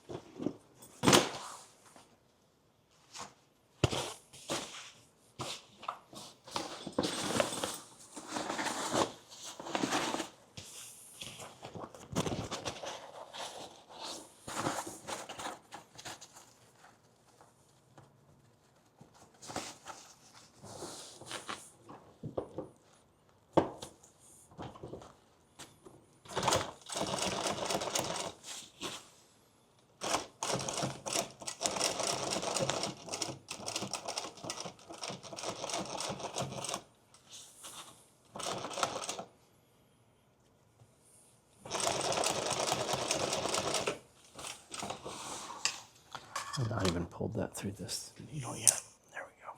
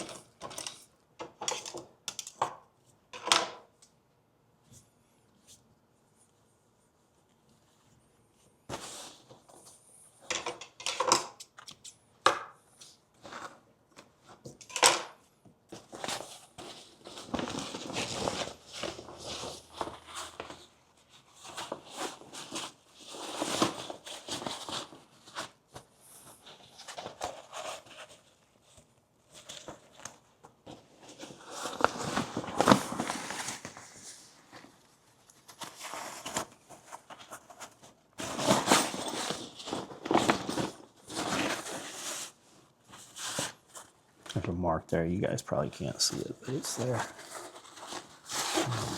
Then we know the strap here is on the center mark of this one, so there we go.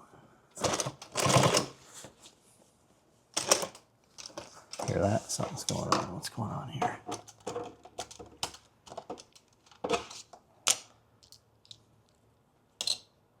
Ah, okay. So when I tell you guys pull the tail off the bobbin, this one wasn't when it got wound somehow. See that? It's trying to pick that up, and it's not picking up the main thread. And that's what's causing that to do weird shit.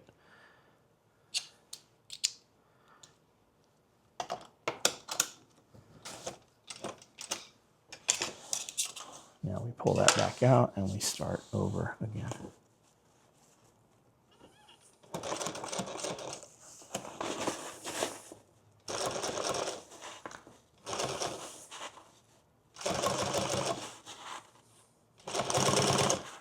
gonna sew this a little closer to the edge, and then we'll come through and put another line further inside, and then we'll double that up.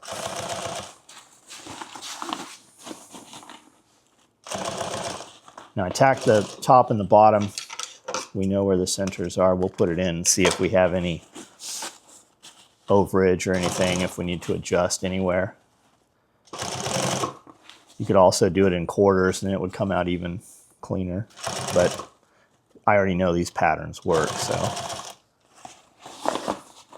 they're going to come out just about perfect. They'll be a little different because the materials on the ends are a little different than the material. Like I've got 500 on the end caps, but I've got 1680 in the body. And then both the internals are backed up with 1000.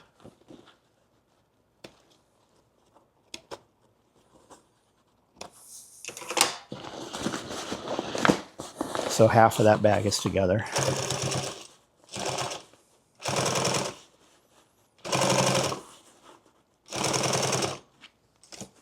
Half of that end anyways.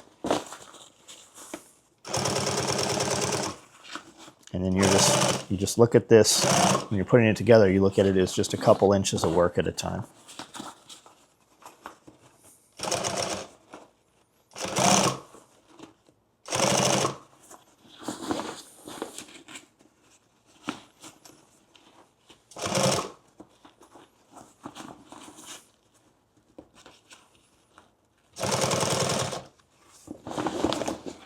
See how I have a little pucker here? I got a little extra somehow. You see it? It's a lot.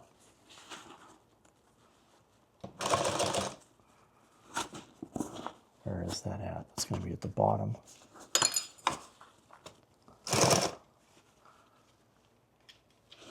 Am I on the center? I am.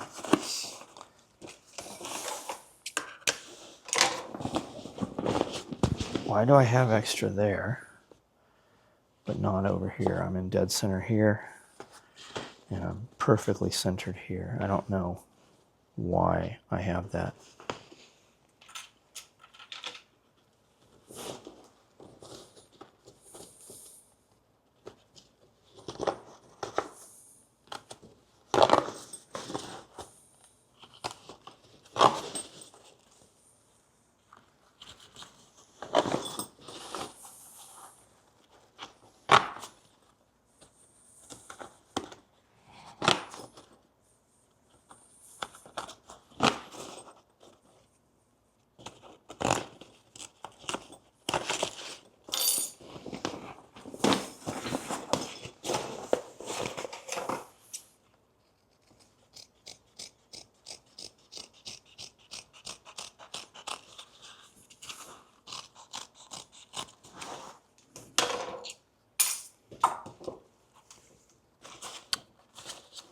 Is that enough to change that? Or did I just cut too much and now the pucker is going to be on the other piece of material?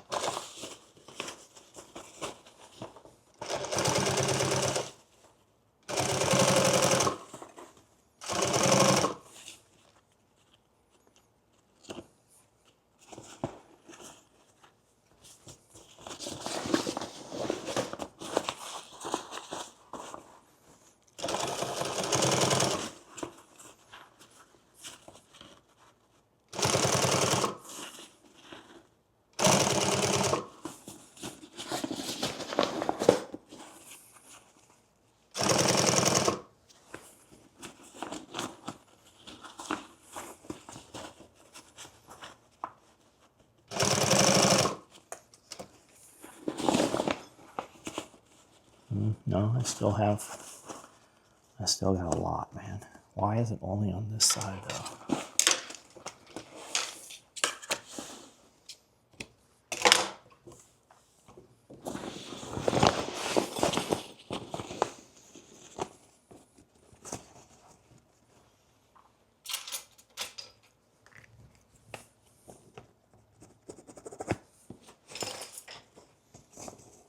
Yeah, that's right there.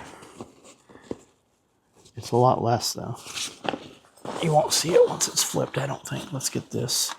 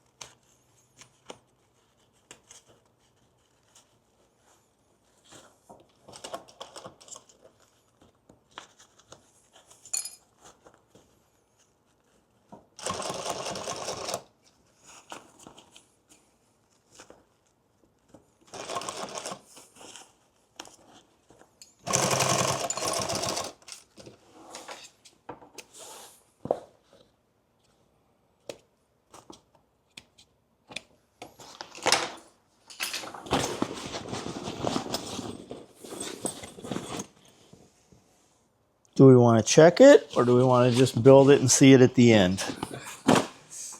What's your professional opinion? Oh, I think you should always check it, but I never do. So your professional opinion is don't check it.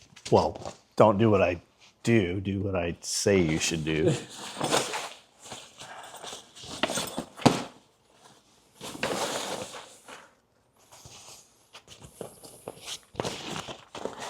And is the same thing going to happen here?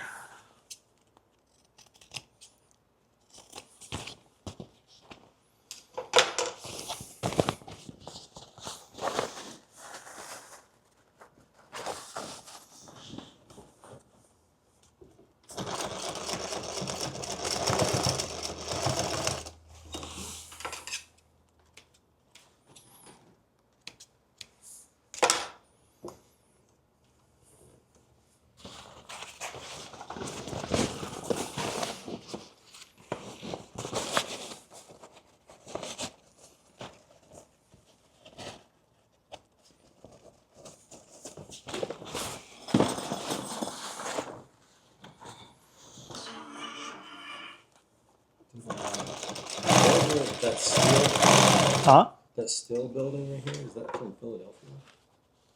What? That steel place that you sent. Bethlehem Steel? It might be Philadelphia. I don't know where Bethlehem Steel is. I just sent it to one of my friends and said, "Have you ever been here?" And he's like, "Yeah, I have." Yeah. I was like, They still have tours. Like you can take a full-blown tour of the place. For the most part, it's vacant. Like it's empty. It's been shut down forever. Or I don't know. They shut down maybe in the 90s. Like killed all production. You can look it up. It's there. It's very well known. But there's a dude. There's a couple dudes that give tours like once or twice a week. But there's a dude that's like 70 something years old or something that worked there like his entire life. He knows everything about it. Brushy Mountain tour, you're gonna want the old dude. Yeah, for sure. Yeah. Yeah, there are dudes that do Brushy Mountain tours that were prisoners at Brushy Mountain.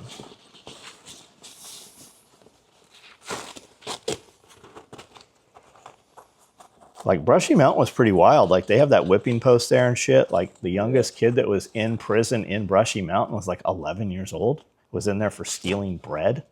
Like that's been a jail or prison for a really, really long time. I know that when you walk down, it's supposed to be going into a sunroom and there's a couple rooms. Yeah, yeah, that's where the hole was. Yeah. Still smells like piss in there. So they were putting in the hole, and those rooms were barely, I think, 6 feet wide, if I remember right. We were in them, but they're 10 feet by whatever. They'd have so many people in there you couldn't sit down. Like you had to just stand up. And they had a bucket in there. They had 2 buckets, one for water and one for going to the bathroom. And there was no drains. There was nothing in there. it's still, but you know, it was an abandoned place for a long time too. So Yeah. that could be why it smells like piss, or just people doing self-guided tours and don't want to walk all the way to the bathroom, so they just piss in there. People, you know, people are, they're just fucking lazy.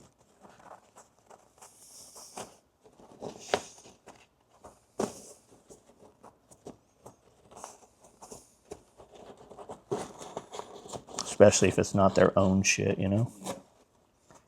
Although, their own shit generally looks the same.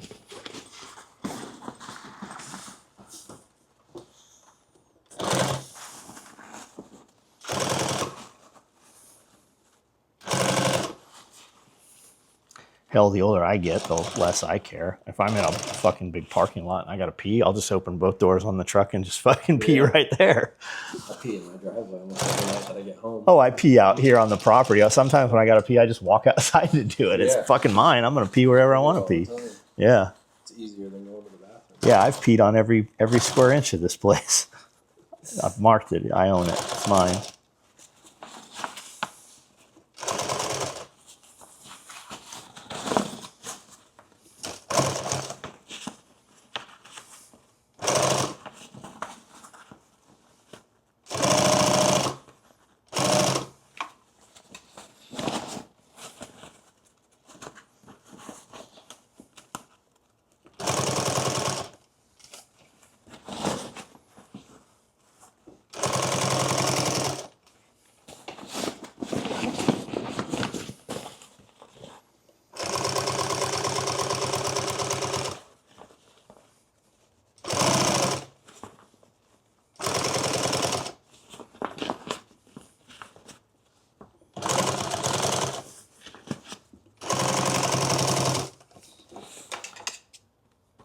I got another section here. I didn't really thought we were done. What did Tad say? He said he'd be back. I Knows what we want, what you need. think so. He seemed to know. He was like, hold on, I got it. I was like, okay. Those are going to hang level when it's done, right? Yeah, it'll be straight out and then left. Sounds like he's here. He will not be able to get in the door. You'll have to let him in. What do we call this? Is this the reveal? Is that what they call it? I think, well, I don't know what the young kids call it. You don't have your hat on, but... All right, I have it all sewn together. I need to put more thread in here, but before we do this, let's turn this, make sure we don't have any glaring errors before we really sew it together and go around it a couple more times. It'll just be less thread to pull out if we have to open it back up.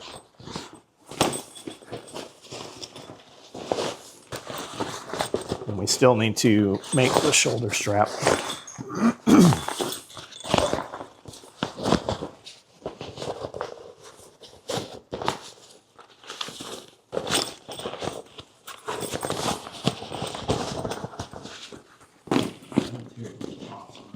Like it? What should we put on it? What should we put on it for zipper pulls? Orange. Typically, when I send a bag out like this, I'll put orange pull. I would put orange pulls on here, but I'd send him brown pulls also with it, or green, whatever, you know. So he can change them how he wants them. But looks pretty good. When we fill it up, it'll puff out the way it should be when we fill it all the way, but yeah, everything's where it needs to be. There's nothing crazy. You can see this little pleat right here. That's that little area we were talking about. Everything else, that's it. And if we don't point it out, nobody will ever see it. But that's it. Works good. Now we will flip it back out, sew it some more, which will look like everything else you already saw. So you don't have to see that. And we will fabricate a shoulder strap. We will shoot a short video of this right after this. You will have seen that short by the time you see this video. And if you saw that, this will sell tonight. We'll put this up on quick ship. Somebody will buy this. And if you're like, man, I wish I could have gotten that. Well, we're going to show you how to build it. Or you could always get in touch with us and we will build one for you and get it in any color you want. So there it is. That is a 24-inch round duffel. We do an 18, a 24, and a 30. And as it goes out, the ends also, it gets bigger around also. So that's a 24-inch round duffel. We did it in ballistic nylon coyote for the body. Internal guts are all 1000 denier Cordura. End caps here are 500. And the handles are made of 1000 because I wanted just a stiffer, more robust straps. I wanted you to feel that in the hand when you hold it. So 500 definitely would have done it, but I wanted it stiffer. That's it.